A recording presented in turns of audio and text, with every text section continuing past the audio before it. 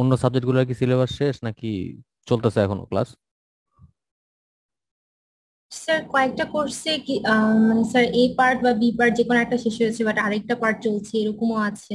আচ্ছা, কমপ্লিটলি শেষ হয়নি কোনোটাই স্যার। কমপ্লিটলি স্ট্যাট শেষ। ছাড়া স্যার, স্ট্যাটিস্টিকটাই শেষ হয়েছে। স্ট্যাটিস্টিক্স শেষ, হ্যাঁ। জি স্যার। স্ট্যাটিস্টিক্স এর বোধহয় পার্ট এর রিভিউ শেষ, কাউসার স্যার তোমাদের রিভিউ শেষ করে ফেলছে, এখন খালি আমার পার্টটা বাকি। জি স্যার। আচ্ছা, এট ফার্স্ট আমি আমি খুবই দুঃখিত যে তোমাদেরকে এই দুপুরবেলা টানা হেঁচড়া করার জন্য, এই সময়টা ক্লাস নেওয়ার জন্য খুবই একটা বাজে সময়। কিন্তু আমার আজকে সকালবেলা একটু ঝামেলা ছিল, এই জন্য আমি পারিনি, এবং আজকে সকালে অ্যাকচুয়ালি আমার সেকেন্ড ডোজও ছিল। তো এখনো আমার হাতে আস্তে আস্তে ব্যথা বাড়তেছে। হোয়াটএভার, ক্লাস নেওয়ার অন্য কোনো সময় আসলে আজকে আর ছিল না। আগামী কয়েকদিনও আমার অন্য ক্লাস থাকবে, কাজে আমার উপায় ছিল না, আমি সরি। ওকে। তো আমাদের সিলেবাসটা যেটা ছিল পার্ট বিতে আমাদের সিলেবাস যেটা ছিল, সেখানে আমরা মোটামুটি 4টা ভাগে ভাগ করছিলাম। প্রথম পার্টটাতে রাখছিলাম ইন্ট্রোডাকশন টু প্রবাবিলিটি, এটার মধ্যে অনেক কিছু ছিল। সেকেন্ড পার্টটা বলছিলাম র্যান্ডম ভেরিয়েবল, আর ওই যে কয়েকটা ডিস্ট্রিবিউশন ছিল। আচ্ছা, থার্ড পার্টে রাখছিলাম স্যাম্পলিং এবং এস্টিমেশন। আর একদম লাস্টের পার্টটাতে রাখছিলাম টেস্ট অফ হাইপোথেসিস। এর বাইরে আরো অনেক টপিক ছিল যেগুলো আমি আদার্স এর মধ্যে রাখছিলাম, সেখানে আমি শুধুমাত্র অ্যানোভা আর এক্সপেরিমেন্টাল ডিজাইনটা তোমাদের কিছুটা দেখাইছিলাম। আচ্ছা, তো আজকের ক্লাসে আমার টার্গেট থাকতেছে যে তোমার আমি এই প্রথম 2টা পার্ট আজকে শেষ করব। তো এর মধ্যে প্রথম পার্টটা ইন্ট্রোডাকশন টু প্রবাবিলিটি শেষ করার পর আমি একটা 5-7 মিনিটের ব্রেক নেওয়ার চেষ্টা করব। তারপর বাকিটা ইনশাল্লাহ শেষ করবো যতটুকু যাওয়া যায়। আগামী সপ্তাহে তোমাদের যে ক্লাসটা, আগামী সপ্তাহে তোমাদের তার একটা ক্লাস লাগবে, এবং ওই ক্লাসটা হয়তো 3 ঘন্টা হতে পারে, এবং ওই একটা ক্লাসে ইনশাল্লাহ বাকিটা আমি শেষ করে ফেলবো। এটা আমি আর ফার্দার আগাবো না। আচ্ছা, এখন কথা হচ্ছে আগামী সপ্তাহে তোমাদের শনিবার দিন কি অবস্থা? শনিবার দিন কি তোমাদের কোনো ক্লাস আছে? লেডিজ এন্ড জেন্টলম্যান, আগামী সপ্তাহে শনিবার দিন কি অবস্থা? না স্যার, শনিবার কোনো ক্লাস থাকে না। শনিবার কোনো ক্লাস থাকে না? শনিবার দিন সকালে ক্লাস ফেললে কি তোমরা আমার গালিগালাজ করবা? খুব সমস্যা হবে শনিবার দিন সকালে ক্লাস ফেললে। স্যার আমাদের তো সমস্যা নেই স্যার, এখন অন্য কোনো স্যার যদি ওই কাছাকাছি সময় ক্লাস দিয়ে দেয় তো স্যার হ্যাঁ। অনেক সময় ওটা আচ্ছা, ক্ষেত্রে প্রবলেম হতে পারে ওই ক্ষেত্রে স্যার। প্রবলেম হতে পারে, হ্যাঁ বলো। সিয়াটা ভালো বুঝবে স্যার, সিয়াটা শিডিউল সম্পর্কে ভালো জানে। আচ্ছা, সিআরদের সাথে কথা বললে ভালো, ঠিক আছে, আমি তাহলে সিআরদের সাথে কথা বলবো। আচ্ছা, এমনিতে তোমরা সবাই ভালো আছো? তোমরা ভ্যাকসিন নিছো নাকি সবাই? স্যার 1 মাস আগে স্যার রেজিস্ট্রেশন করে রাখছে, এখনো স্যার ডেট দেয়। এখনো ডেট আসে নাই? আচ্ছা, তোমরা কি ঢাকাতে না ঢাকার বাইরে? স্যার ঢাকার বাইরে স্যার, আমি বগুড়াতে থাকি। বগুড়াতে? বগুড়া তো সিটি কর্পোরেশন না বোধহয়, নাকি সিটি না স্যার কর্পোরেশন? পৌরসভা। সদর সিটি কর্পোরেশন তো না? না স্যার সিটি কর্পোরেশন না স্যার, আমি পৌরসভার এলাকায় থাকি স্যার। পৌরসভা, তার মানে সিনোফার্ম। সেটা তো বলতে পারবো না স্যার। হ্যাঁ, সরি সরি সরি। স্যার না, মডার্না তো সব। সিনোফার্মে হ্যাঁ, মিস্টার অর্জন। স্যার সিনোফার্মই দিচ্ছি স্যার, মানে হ্যাঁ, শুধুমাত্র সিটি কর্পোরেশন বাদে সব জায়গাতে বাকি সিনোফার্ম বাকি দিচ্ছি। সব জায়গায় ওই 12টা সিটি কর্পোরেশন ছাড়া সবখানে তোমার সিনোফার্মই দিতেছে, কারণ মডার্না রাখার জন্য কি একটা টেম্পারেচারের ব্যাপার আছে। সিটি জি কর্পোরেশনের স্যার। বাইরে নাকি ওইটা পারে না। তো আজকে আমি সেকেন্ড ডোজ দিতে গেলাম, যে যায় দেখলাম একটা ইন্টারেস্টিং জিনিস দেখলাম। প্রথম ডোজ দেওয়ার লোক তেমন একটা নাই। সেকেন্ড ডোজের লম্বা লাইন, মডার্না আসার পরে অনেকে টিকা দিছিল, ওই ওই লাইনটা অনেক লম্বা, কিন্তু পয়লা ডোজ দেওয়ার জন্য লোক নাই বলতে গেলে। এবং পয়লা ডোজটা যে কোনটা দিতেছে সেটা আমি বুঝলাম না। কেউ কেউ বলতেছে মডার্না দিতেছে, কেউ কেউ বলতেছে সিনোফার্ম দিতেছে। মডার্না শেষ, মডার্না আর ফার্স্ট ডোজ দেওয়া সম্ভব না লজিক্যালি।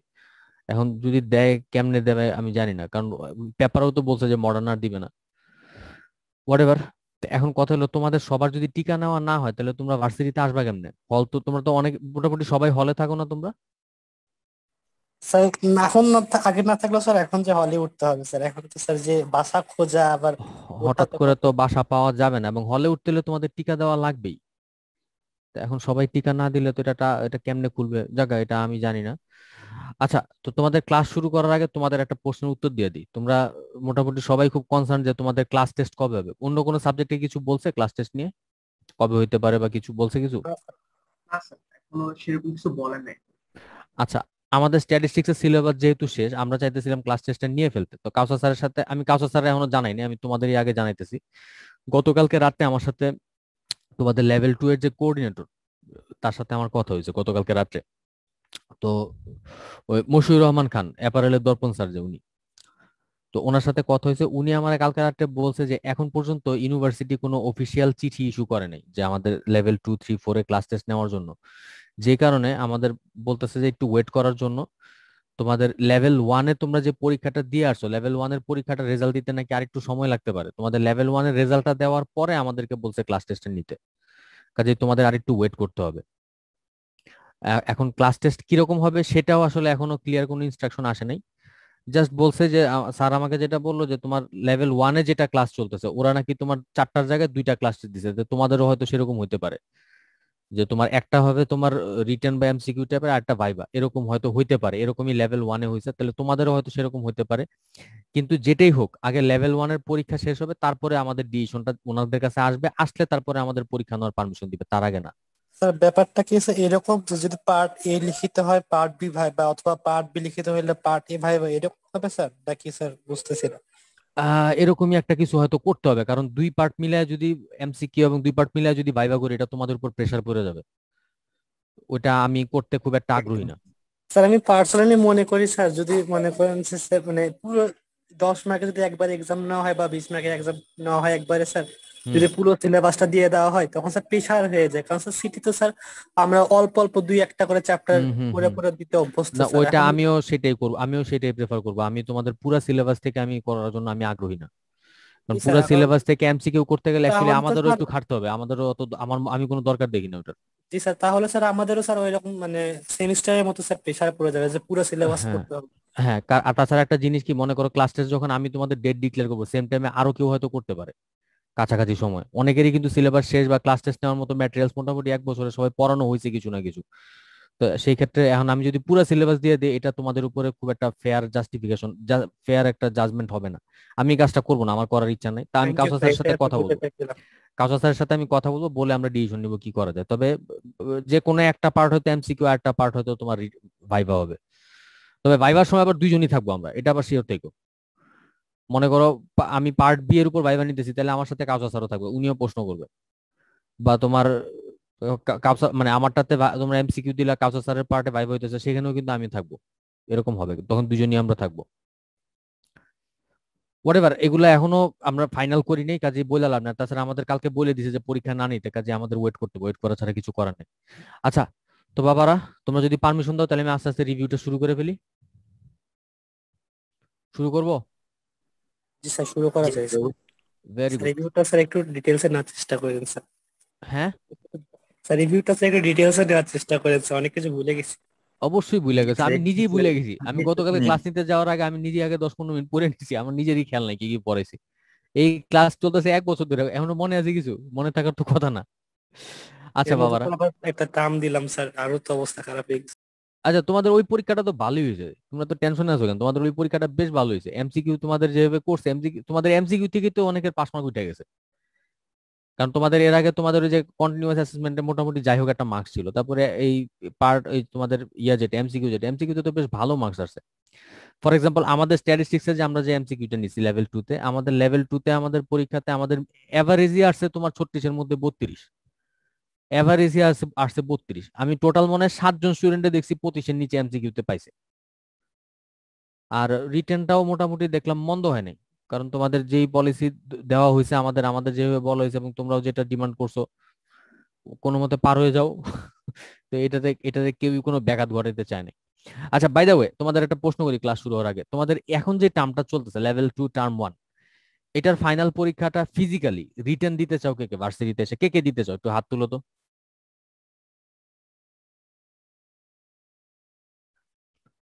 উর্মি, কাশফিয়া, ইস ইস্পিতা, তোমরা ভার্সিটিতে এসে পরীক্ষা দিতে চাও, রাইট? জি আচ্ছা স্যার। আচ্ছা, তোমরা এই কয়জন আমি পাইতেছি ভার্সিটিতে এসে ফিজিক্যালি পরীক্ষা দিতে চাও, তোমরা ট্র্যাডিশনাল সিস্টেমে পরীক্ষা দিতে চাও। আচ্ছা, ওকে, বাকিরা তাহলে অনলাইনে দিতে চাও, দ্যাটস ফাইন। আচ্ছা, আমি একটু তোমরা একটু হাতগুলা রাখো, আমি একটু জানতে চাই তোমরা কেন ফিজিক্যালি অনলাইনে এসে মানে অফলাইনে এসে দিতে চাও কেন? একটু কারণটা আমাকে একটু বলো একজন। স্যার আমি যদি শুরু করি, আমার কারণটা আমি বলি স্যার। আমি যখন অনলাইনে পরীক্ষা দিই স্যার, তখন হয়তোবা অনেক সুযোগ সুবিধা থাকে, বাট আমি প্রবলেমটাই ফেস করছি বেশি স্যার। কারণ 2-3টা পরীক্ষায় আমি নেটওয়ার্কের সমস্যার কারণে স্যার আমাকে এমসিকিউ ডাবল টাইম পূরণ করতে হয়েছে স্যার। ইভেন আমি ফার্স্ট এক্সামের কথা স্যার এখনো ভুলবো না, ট্রমার মধ্যে দিয়ে গেছি স্যার। মানে প্রথম এক্সামের দিন নেটের অবস্থা এমন বাজে ছিল স্যার, আমি আধা ঘন্টা যে এমসিকিউ টাইম থাকে বা 20 মিনিট, আমার খেয়াল নেই স্যার কতক্ষণ ছিল ওটা স্যার, আমি ঠিক 4 থেকে 5 মিনিট আমি শেষ সময় পূরণ করে আমি জমা দিয়ে দিয়েছি কোনো রকমে। ইভেন আমি এখনো শিওর না স্যার, আল্লাহ করুক ওটা যেন জমা হয়ে থাকে, আমি জানি না এটা মানে সাকসেসফুলি সাবমিট হয়েছে কি হয় নাই। মানে আমি ওই ট্রমা থেকে এখনো বেরোতে পারিনি স্যার। যদি আমার অফলাইন পরীক্ষা হইতো স্যার তাহলে কিন্তু আমার কাছে এত বড় একটা রিস্ক আমার হইতো না। এই যে স্যার একটা প্রবলেম, হ্যাঁ হয়তো বা বাসায় বসে এক্সাম দিচ্ছি, একটা সময় একটা ব্যাপার আছে, বা হয়তো বা অনেকে অনেক ভাবে সুবিধা পাচ্ছে, আমি অস্বীকার করতেছি না, বাট স্যার প্রত্যেকটা তো স্যার একটা উল্টা পিঠ থাকে স্যার মুদ্রার, তো ওই দিক থেকে আমি মনে করি এটা রিস্কি ব্যাপার স্যাপার। নেটওয়ার্কের জন্য জিনিসটা রিক্সা থেকে যেতেছে তো। জি স্যার, রিস্কি একটা ব্যাপার স্যাপার থেকেই যায়, কারণ তো স্যার এটা তো আমাদের কন্ট্রোলে থাকে না স্যার, নেট ব্যাপারটা। না, কন্ট্রোলে থাকে না অবশ্য। তোমাদের অল্টারনেটিভও কিছু রাখা হয়েছিল যে কোনো কারণে কেউ যদি মানে ফিল আপ করে জমা দিতে না পারে, কোঅর্ডিনেটররা কিন্তু সারাক্ষণ অনলাইনে ছিল তোমাদের সাথে যোগাযোগ করে এটাকে আবার সেকেন্ড টাইম জমা নেওয়ার জন্য। তারা কিন্তু অপশন রাখছিল কিছু স্যার কিছু। ঠিক আছে স্যার, বাট তারপরে সেটা তারপরও ওইটাও যদি নেট মানে না থাকে তুমি কেমনে মেইল করবা? মানে একটা নার্ভাসনেস এমন হ্যাঁ, পর্যায়ে চলে আসে স্যার, মানে কি করবো আমি বুঝতে পারিনি স্যার। মানে ওই সময় আমি বুঝতে স্যারকে ফোন দিচ্ছি, বারবার এই সিমে ট্রাই করতেছি, ওই ফোনে ট্রাই করতেছি, মানে মনে করে একটা বাজে অবস্থা তৈরি হয়ে গেছিল আমার প্রথম হ্যাঁ, দিনে। হ্যাঁ, আরেকজন বলুন। তারপর আলহামদুলিল্লাহ স্যার অত প্রবলেম হয়নি। আহ, আচ্ছা বুঝতে পারছি। মিস্টার অর্জুন রয় কি জানি বলতেছিলা? মানে স্যার আমরা তো স্যার মানে ওর নেটওয়ার্কের যে সমস্যাটা সেই বিষয়টা শুনলাম স্যার, মানে হচ্ছে অন্যান্য কোন আসপেক্ট আছে কিনা সেটা একটু শুনি স্যার আমাদের কাছ থেকে। হ্যাঁ, আমি আমি শুনতে চাইতেছি। মালিহা কিছু বলবা? তুমি কেন ফিজিক্যালি মানে তুমি কেন অফলাইনে পরীক্ষাটা দিতে চাও? আসসালামু আলাইকুম স্যার। ওয়ালাইকুম আসসালাম, বলো। আহ, স্যার আমি অফলাইনে পরীক্ষা দিতে চাই কারণ হচ্ছে মানে দেখা যায় যে ওই এমসিকিউ তো যেটা বললো যে নেটওয়ার্ক ইস্যুর কারণে একটা ঝামেলা হয়। হুম, আর শুনতেছি। লেখা শেষ হওয়ার পর স্যার মানে হচ্ছে 10 মিনিট বা 15 মিনিট যেটাই হচ্ছে সাবমিট করার জন্য সময় দেয়, ওই সময়টাতে হয় কি স্যার মানে অনেক ভয় লাগে, হাত কাঁপাকাঁপি শুরু হয়ে যায়, বা হইতেছে মানে ছবি তোলা পিডিএফ বানানোর সময় অনেক মানে ঝামেলা হয়, দেখা যায় যে ছবি বারবার ঘোলা আসে, তারপরে পিডিএফ বানানোর সময় পেজ উল্টাপাল্টা হয়ে যায়, মানে অনেক ধরনের সমস্যা হয়, মানে ওইটা একটা মানে মেন্টাল খুব প্রেসার যায়।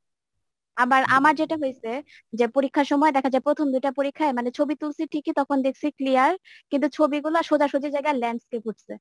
তো এখন আচ্ছা, মানে টেনশন যে যে ল্যান্ডস্কেপ উঠছে যেহেতু মানে তাহলে অর্ধেক পেজ কি যখন স্যাররা প্রিন্ট আউট করবে কেটে গেল কিনা, অর্ধেক পেজ কেটে গেলে তো মানে ওই কোশ্চেনের অ্যান্সার আমি মানে মার্ক পাবো না। তো মানে আচ্ছা, অনেক টেনশন কাজ করে স্যার, মানে কিন্তু অনলাইন মানে অনলাইনে হওয়াতে এত টেনশন কাজ করে, অফলাইন হলে তো এই টেনশন গুলো আর কি কাজ করতো না। বুঝতে পারছি, বুঝতে পারছি।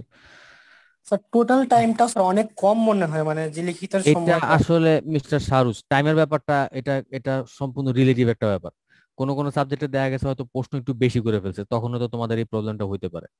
যেমন একটা সাবজেক্টে মনে হয় আমি দেখছি 12টা প্রশ্ন করছে, পার্ট এতে 6টা, পার্ট বিতে 6টা, এরকম মনে একটা সাবজেক্ট আমি দেখছি। তো এরকম প্রশ্নগুলোর উত্তর হয়তো ছোট ছোট, কিন্তু 12টা দেখতে হবে, দেখলেন সাইকোলজিক্যালি একটা চাপ পড়ে। আমি তোমার সাথে আমি এগ্রি, আমি তোমার সাথে এগ্রিড, যেটা হইতে পারে।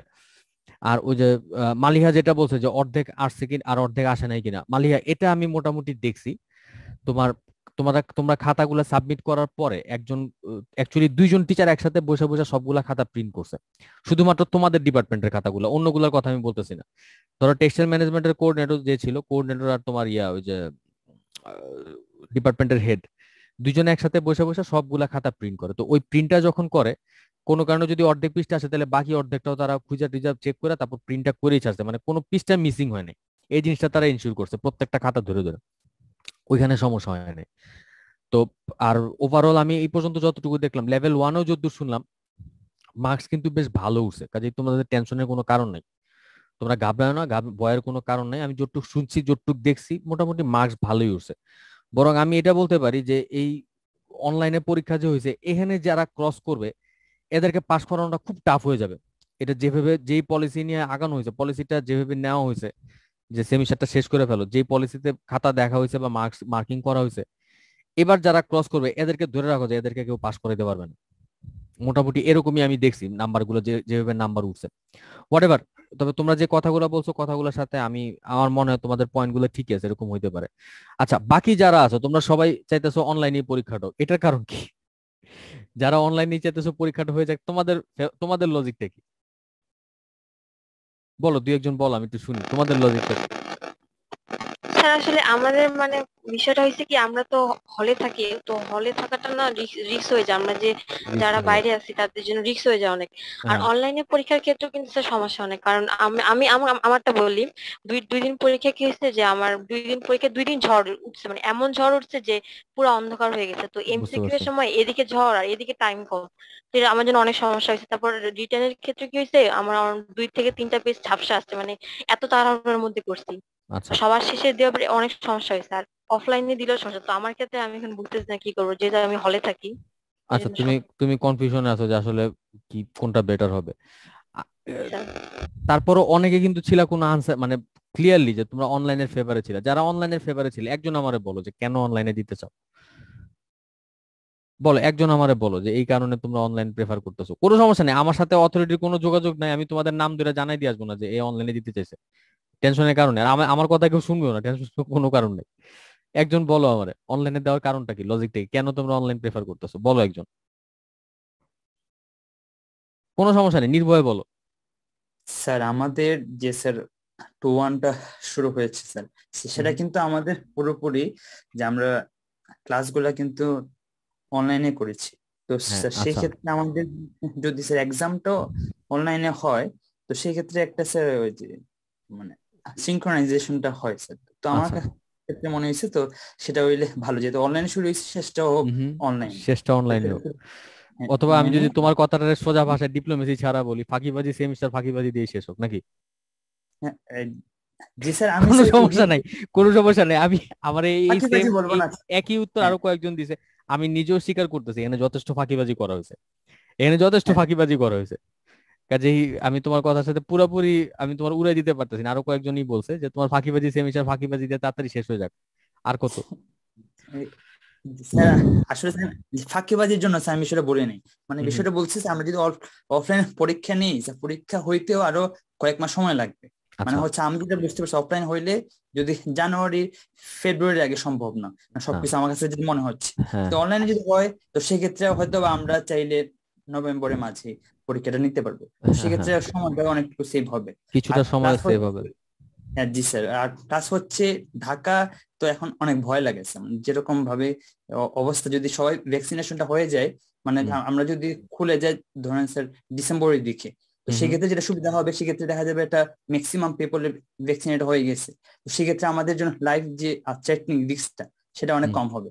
তোমার স্যার আমি ফাঁকিবাজি লিখতে বলি নাই, মানে হচ্ছে সার্বিক দিক দিয়ে চিন্তা ফাঁকিবাজি করে বললে সমস্যা নেই, আমি নিজে যথেষ্ট ফাঁকি মারি, তোমরাও ফাঁকি মারো, এখানে লুকানোর কিছু নাই। আমি অনেস্টলি হ্যাঁ জি বলতেছি, স্যার, আমি যে ফাঁকি ফাঁকিটা তো মারছি আমি অবশ্যই জানি। থাকে আমি আমাদের। আমি নিজে ফাঁকি মারছি, আমি নিজে ফাঁকি মারছি। তোমরাও যথেষ্ট ফাঁকি মারছো, কোনো না কোনো জায়গায় ফাঁকি মারার স্কোপ আছে, এখানে এখানে কিছু করার নাই। আমরা সবাই জি পরিস্থিতির স্যার, শিকার। এটা কিন্তু স্যার এটাতে অফলাইনে পরীক্ষাতেও অনেকে হুম, ফাঁকি মারতে পারে।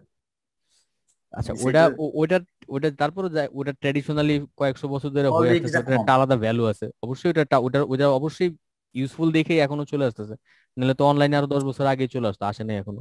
জি স্যার, অবশ্যই আগামীতে ওকে আসবে আশা করি। ওকে। সো আমার মনে হয় তোমাদের সবার কথাই শুনলাম, শুনে কোনো লাভ নাই, ডিসিশন তোমরাও নিবা না আমিও নিব না। আচ্ছা তোমরা নিতে পারো, তোমরা যাই যদি জায়গা মতো ঠেলা দাও অনেক কিছুই হইতে পারে, আমি যাই বলি কোনো লাভ নাই। আচ্ছা আমি বাবারা আমার মনে হয় এখন পড়ানোটা শুরু করে ফেলি, আমরা আমাদের সিলেবাসটা দেখি কতদূর আজকে যাওয়া যায়। আমার টার্গেট হচ্ছে প্রথম 2টা পার্ট শেষ করা, দেখি কতটুকু যাওয়া যায়। আচ্ছা তো তোমাদের এই প্রবাবিলিটি টপিকটাতে আমি একদম প্রথম ক্লাসে পড়াইছিলাম সেট থিওরি, যে তোমার সেট জিনিসটা কি। সেট জিনিসটা কি ছিল, একই জাতীয় ওয়েল ডিফাইন্ড কিছু অবজেক্ট বা এলিমেন্টের যে কালেকশন তাকে আমরা সেট বলছিলাম।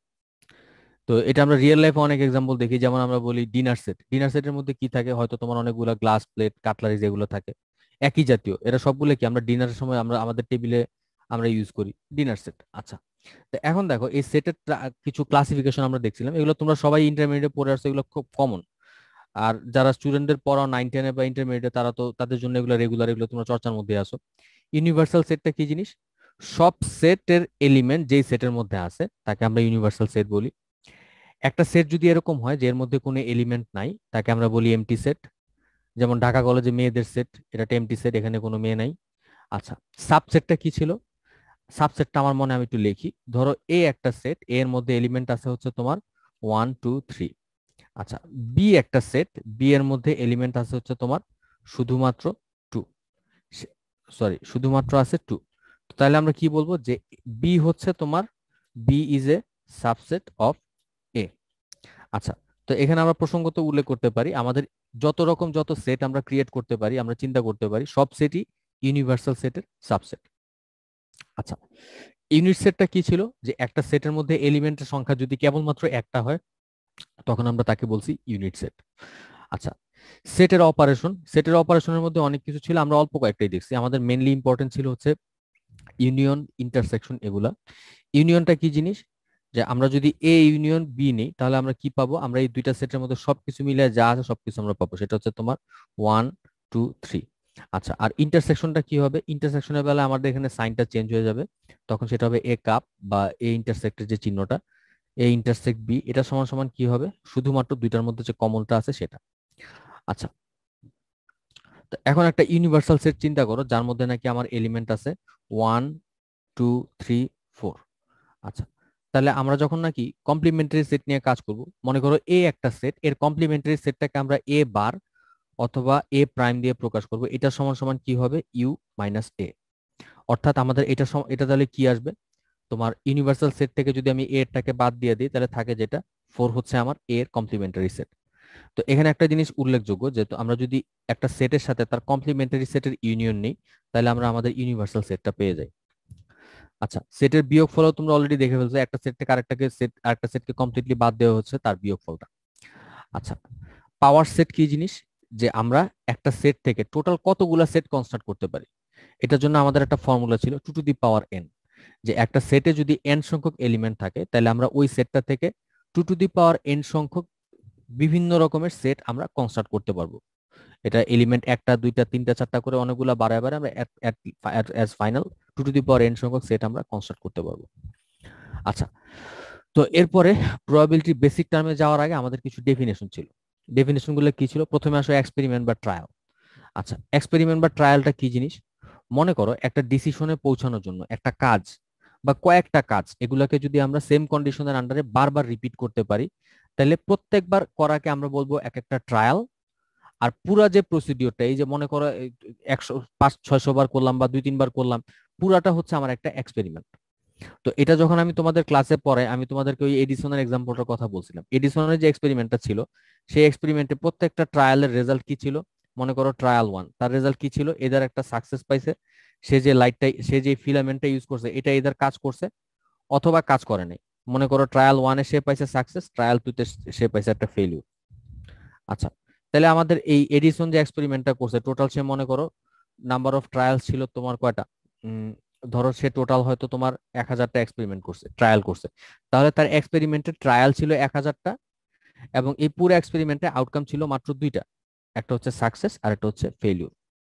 আচ্ছা, তো প্রত্যেকটা ট্রায়ালের যে রেজাল্ট, এই যে একবার আমি করলাম, প্রত্যেকটা ট্রায়ালের যে রেজাল্ট তাকে আমরা বলি এক একটা আউটকাম। আমি আবার বলতেছি, একটা এক্সপেরিমেন্টে প্রত্যেকটা সিঙ্গেল ট্রায়ালের যে রেজাল্ট তাকে আমরা বলি এক একটা আউটকাম।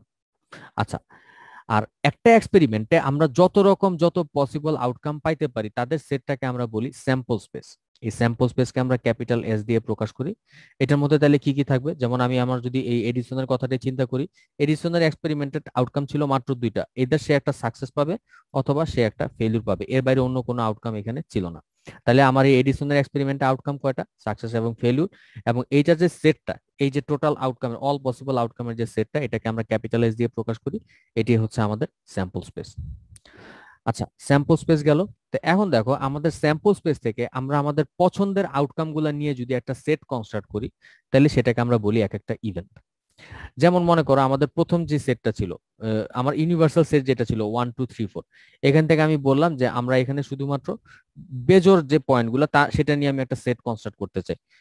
আমার ইউনিভার্সাল সেট থেকে শুধুমাত্র বেজোর গুলা নিয়ে একটা সেট কনস্ট্রাক্ট করতে চাই 1 3। তাহলে এটা কি বেজোর আউটকাম গুলার একটা সেট, এটাকে আমরা বলতেছি একটা ইভেন্ট। তারপর মনে করো আমি জোর গুলা দিয়ে একটা সেট করলাম, তাহলে এটা হচ্ছে আরেকটা ইভেন্ট। অর্থাৎ আমরা আমাদের স্যাম্পল স্পেস থেকে আমাদের পছন্দের আউটকাম গুলা দিয়ে যদি আমরা একটা সেট কনস্ট্রাক্ট করি, আমরা যে সেটটা পাই সেটাকে আমরা বলি একটা ইভেন্ট। আমি পড়িনি, আল্লাহর কসম, আমি এখনো চেয়ারে বসে আছি।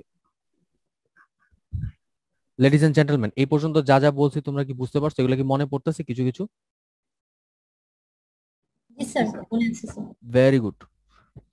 আচ্ছা, তো ইভেন্টের মধ্যে আমরা আবার 3টা ক্লাস করছিলাম। ইভেন্টের মধ্যে আমরা 3টা স্পেসিফিক ইভেন্টকে আমরা মার্ক করছিলাম। একটা ছিল কি, যে তোমার mutually exclusive event. Mutually exclusive ইভেন্টটা কখন হবে, যে এই দুইটা ইভেন্ট কখনোই একসাথে অকার করবে না। যেমন দেখো এখানে একটা এক্সাম্পল খেয়াল করো। আহ ধরো আমরা যদি এ আর এ কমপ্লিমেন্টারি যেটা, অথবা সি আর ডি যদি চিন্তা করি, এই সি আর ডি এর মধ্যে কিন্তু কোনো কমন পয়েন্ট নাই। আমরা এই সিআরডি যে দুইটা ইভেন্ট আছে, আমরা যদি এই দুইটার মধ্যে কনসিডার করি, সিআরডি এর মধ্যে কিন্তু কোনো কমন পয়েন্ট নাই। কাজে আমরা বলতেছি এই সিআরডি যে দুইটা ইভেন্ট, এই দুইটা ইভেন্ট হচ্ছে তোমার মিউচুয়ালি এক্সক্লুসিভ ইভেন্ট, অর্থাৎ এই দুইটা ইভেন্ট কখনোই একসাথে অকার করবে না, যে কোনো একটা অকার করবে, দুইটা একই সাথে অকার করা সম্ভব না। আচ্ছা, আর 2-3টা ইভেন্ট যদি এরকম হয় যে এদের মধ্যে আমি যদি ইউনিয়ন নেই, তাহলে আমি আমার টোটাল স্যাম্পল স্পেসটা পেয়ে যাই, তাহলে আমরা বলি যে এই ইভেন্টগুলো হচ্ছে আমার মিউচুয়ালি তাহলে আমরা বলি যে এই ইভেন্টগুলো হচ্ছে আমার এক্সস্টিভ ইভেন্ট। যেমন আমি এই সিআরডি এর মধ্যে যদি ইউনিয়ন নেই, তাহলে কিন্তু আমি আমার টোটাল স্যাম্পল স্পেস যেটা, সেটা কিন্তু আমি পেয়ে যাই।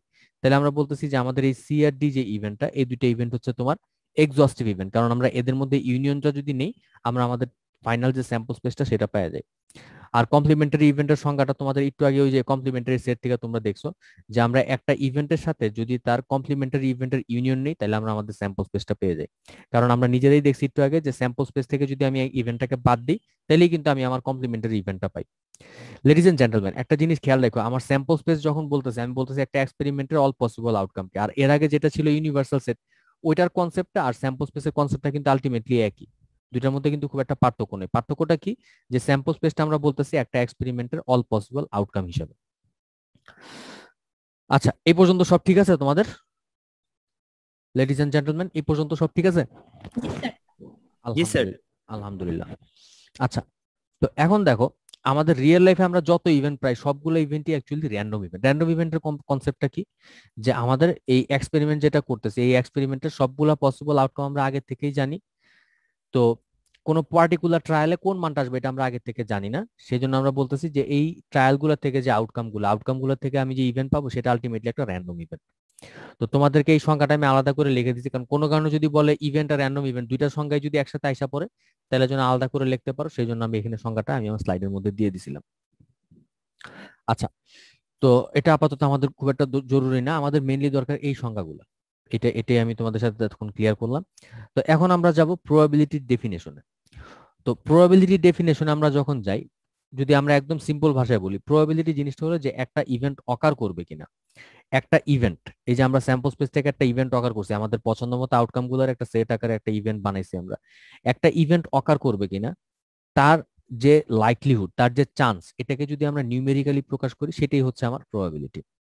তো তোমাদের ক্লাসে যখন পড়াই, আমি তখন তোমাদেরকে এই টার্মগুলো একসাথে লিখছিলাম, যে চান্স, পসিবিলিটি, প্রবাবিলিটি, লাইকলিহুড, আনসার্টিনটি, এই সবগুলা টার্মের সাথে প্রবাবিলিটি টার্মটার পার্থক্য কোন জায়গায়? পার্থক্যটা হলো যে এই সবগুলা দিয়ে একটা, আমরা এই প্রত্যেকটা ওয়ার্ড দিয়ে আমরা ডিনোট করি যে একটা ইভেন্ট অকার করবে কিনা, একটা ঘটনা ঘটবে কিনা। কিন্তু যখন নাকি আমরা প্রবাবিলিটি টার্মটা ইউজ করি, তখন আমরা একটা ইভেন্ট অকার করবে কিনা তার যে সম্ভাবনাটা, সেটাকে আমরা একটা সংখ্যার সাহায্যে, একটা নিউমেরিক ভ্যালুর সাহায্যে প্রকাশ করি। বাকিগুলার বেলায় কিন্তু আমরা করি না।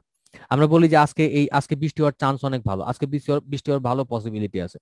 আমরা কিন্তু এখানে কোনো নাম্বার ইউজ করতে পারি না। নাম্বারটা আমরা ইউজ করি শুধুমাত্র যখন নাকি প্রবাবিলিটি টার্মটা আমরা ইউজ করি, শুধুমাত্র তখনই আমরা একটা নিউমেরিক ভ্যালু, একটা নাম্বারের সাহায্যে আমরা ইভেন্টটা অকার করার যে চান্সটা, সেটাকে আমরা খুব স্ট্রেংথের সাথে, খুব শক্তভাবে আমরা প্রকাশ করতে পারি। অন্যগুলোর বেলায় আমরা সেটা পারি না। আচ্ছা, তো প্রবাবিলিটিকে আমরা যখন ডিফাইন করতে গেছি, আমরা এখানে টোটাল 3টা অ্যাপ্রোচ ইউজ করছিলাম।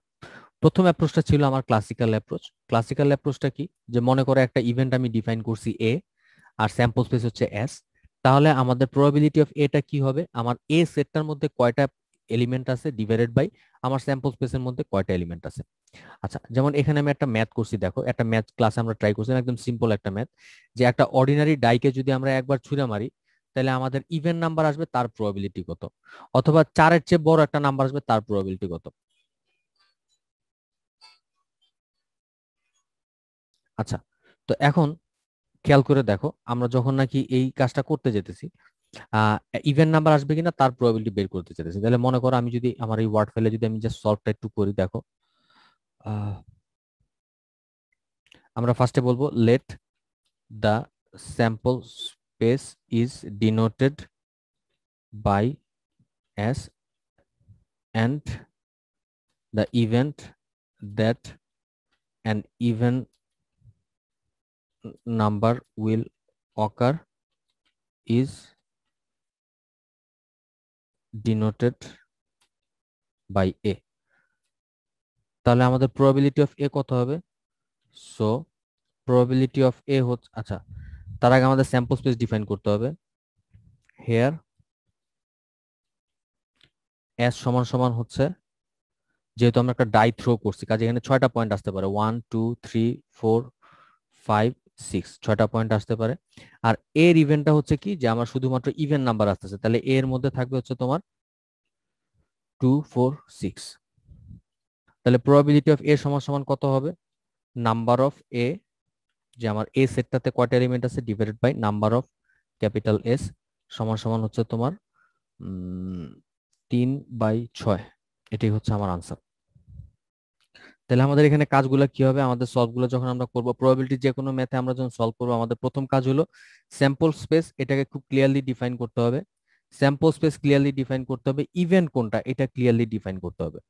করার পরে আমাদের দেখাইতে হবে যে স্যাম্পল স্পেসে কারা আছে, আমার এই ইভেন্টের যে সেটের মধ্যে কারা আছে, তারপর আমরা প্রবাবিলিটিটা বাইর করতে পারবো।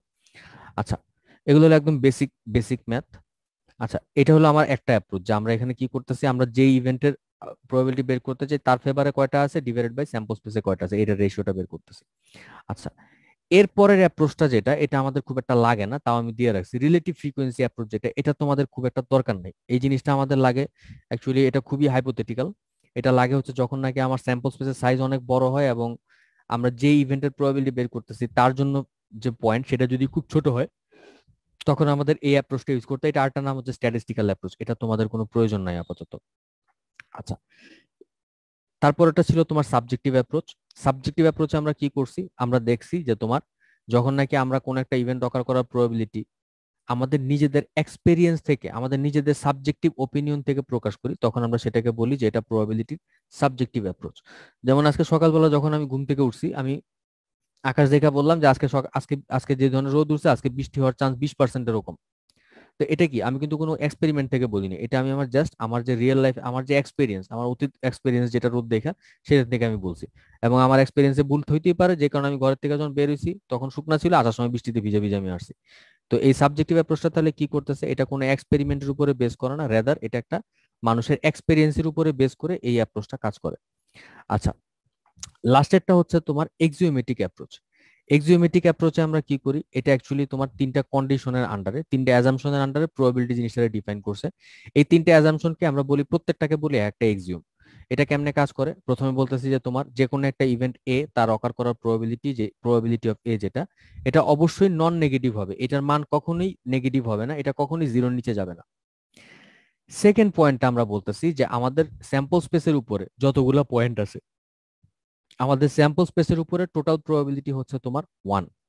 এই জিনিসটা আমরা খুব সহজে ব্যাখ্যা করতে পারি, যে মনে করো আমরা যখন নাকি প্রত্যেকটা ইভেন্টের ফেভারে পয়েন্ট আমরা বাইর করতেছি, আমরা দেখতেছি নিচে থাকতেছে কি নাম্বার অফ এস। তো নাম্বার অফ এস যেটা, এটার মধ্যে মনে করো সবগুলা পয়েন্ট আছে। তো নাম্বার অফ এস যেটা, এটার মধ্যে মনে করো আমাদের সবগুলা পসিবল আউটকাম আছে। তো আমরা যখন নাকি সেটটা ডিফাইন করতেছি, সেখানে কিন্তু আমরা কিছু কিছু আউটকাম নিয়ে করতেছি। তো এইভাবে যখন নাকি আমরা পুরাটার উপরে এই সবগুলা ইন্ডিভিজুয়াল প্রবাবিলিটি একটা একটা করে যোগ করে, আমরা দেখতে পারবো যে তোমার পুরা স্যাম্পল স্পেসের উপরে প্রবাবিলিটির মান হচ্ছে 1। আচ্ছা, আর একদম লাস্টে বলতেছি যে দুইটা মিউচুয়ালি এক্সক্লুসিভ ইভেন্টের বেলায় আমরা এই জিনিসটা দেখাইতে পারি। আচ্ছা, এটা দেখানো খুবই সহজ। ধরো আমরা যদি দুইটা ইভেন্ট, আমাদের যে ছোটবেলায় আমরা যখন সেট থিওরি পড়ছি তখন একটা ফর্মুলা ছিল আমাদের এ ইউনিয়ন বি, এটা সমান সমান কি ছিল, আমরা ভেনচিটের সাথে দেখাইছিলাম এ প্লাস বি মাইনাস এ। এখানে ছিল তোমার intersect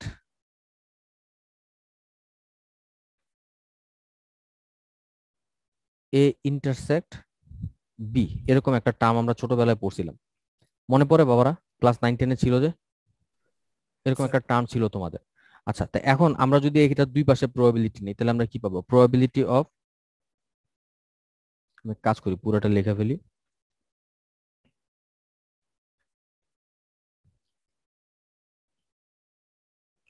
probability of A plus probability of B minus probability of A intersect B. তো এখন দেখো আমরা যখন নাকি মিউচুয়ালি এক্সক্লুসিভ ইভেন্ট নিয়ে কাজ করতেছি, মিউচুয়ালি এক্সক্লুসিভ ইভেন্টের বেলা আমি জানি যে এটা সমান সমান হচ্ছে ফাই। আমরা জানি যে ফর মিউচুয়ালি এক্সক্লুসিভ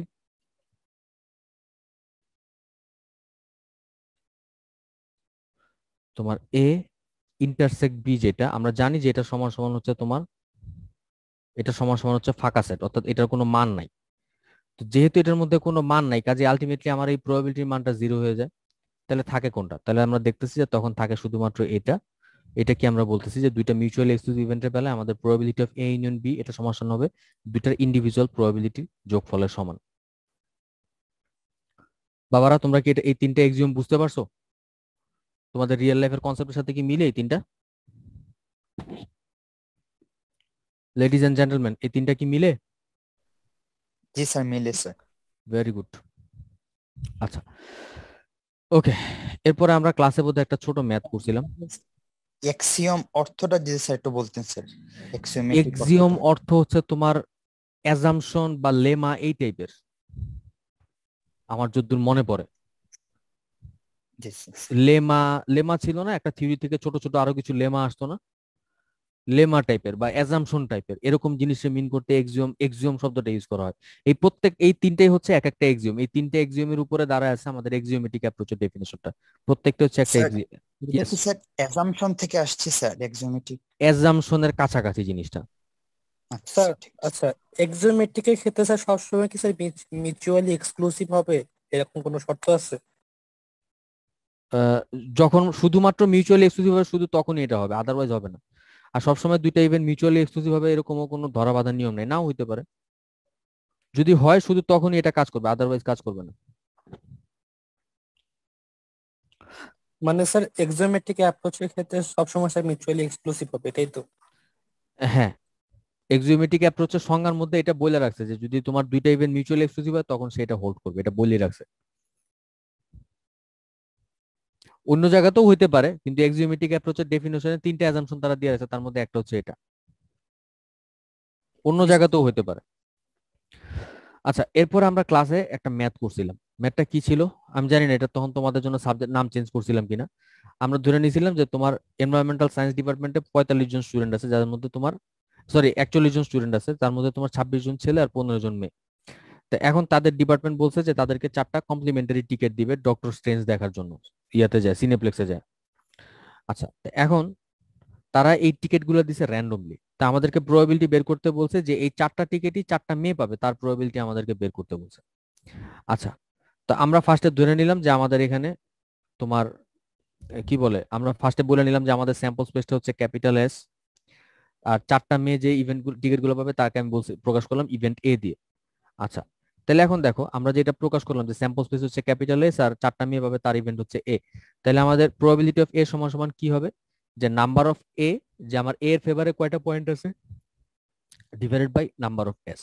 আচ্ছা, তো এখন দেখো নাম্বার অফ এসটা কি জিনিস। নাম্বার অফ এসটা হলো যে আমাদের প্রথম যে প্রবলেমটা ছিল যে 41 জন স্টুডেন্টের তারা 4টা কমপ্লিমেন্টারি টিকিট দিবে, এটা ছিল আমাদের প্রথম প্রবলেমটা। তাহলে এখন স্যাম্পল স্পেসটা কি হবে? স্যাম্পল স্পেস হচ্ছে একটা এক্সপেরিমেন্টের অল পসিবল আউটকাম। তো আমাদের এখানে যে এক্সপেরিমেন্টটা কি, যে 41 জন স্টুডেন্টে আমরা 4টা টিকিট দিব।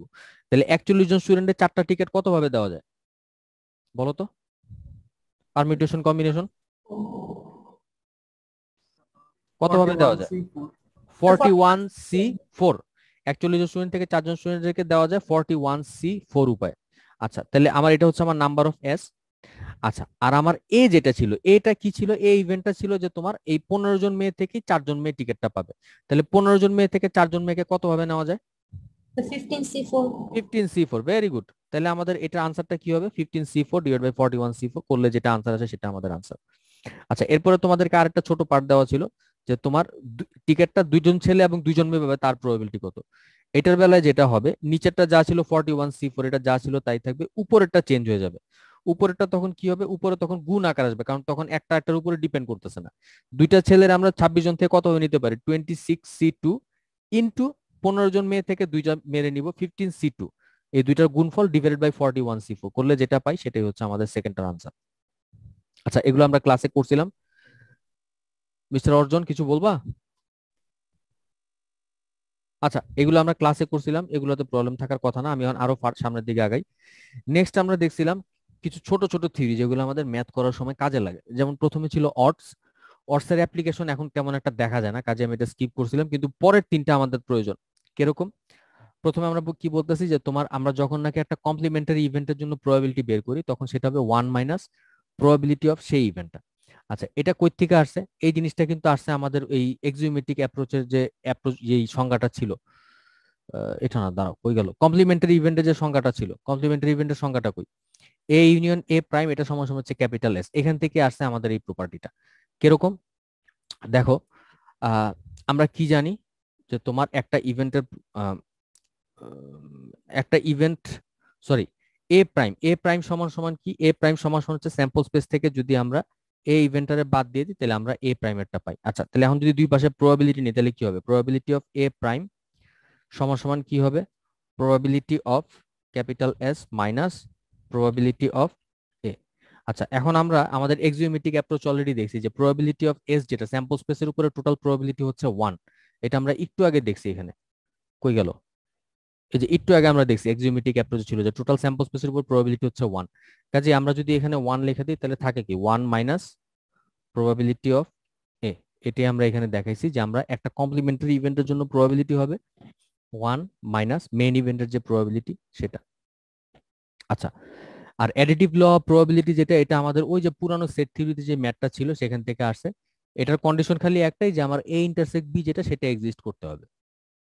আচ্ছা, তো এখানে আমরা একটা ছোট ম্যাথ করছিলাম। ম্যাথটা কি ছিল? যে আমরা দুইটা আনবায়াস কয়েনরে একসাথে টস করছি একবার, করার পরে আমরা বলছি যে এ হচ্ছে একটা ইভেন্ট যেখানে দুইটা হেড আসবে, আর বি হচ্ছে একটা ইভেন্ট যেখানে সেকেন্ড কয়েনটা হেড আসবে। এখন আমাদেরকে এ ইউনিয়ন বি এস্টিমেট করতে বলছে। আচ্ছা, এই ম্যাথটা যদি আমরা খুব শর্টকাটে তাড়াতাড়ি করে ফেলি, এই ম্যাথটা কিরকম ছিল?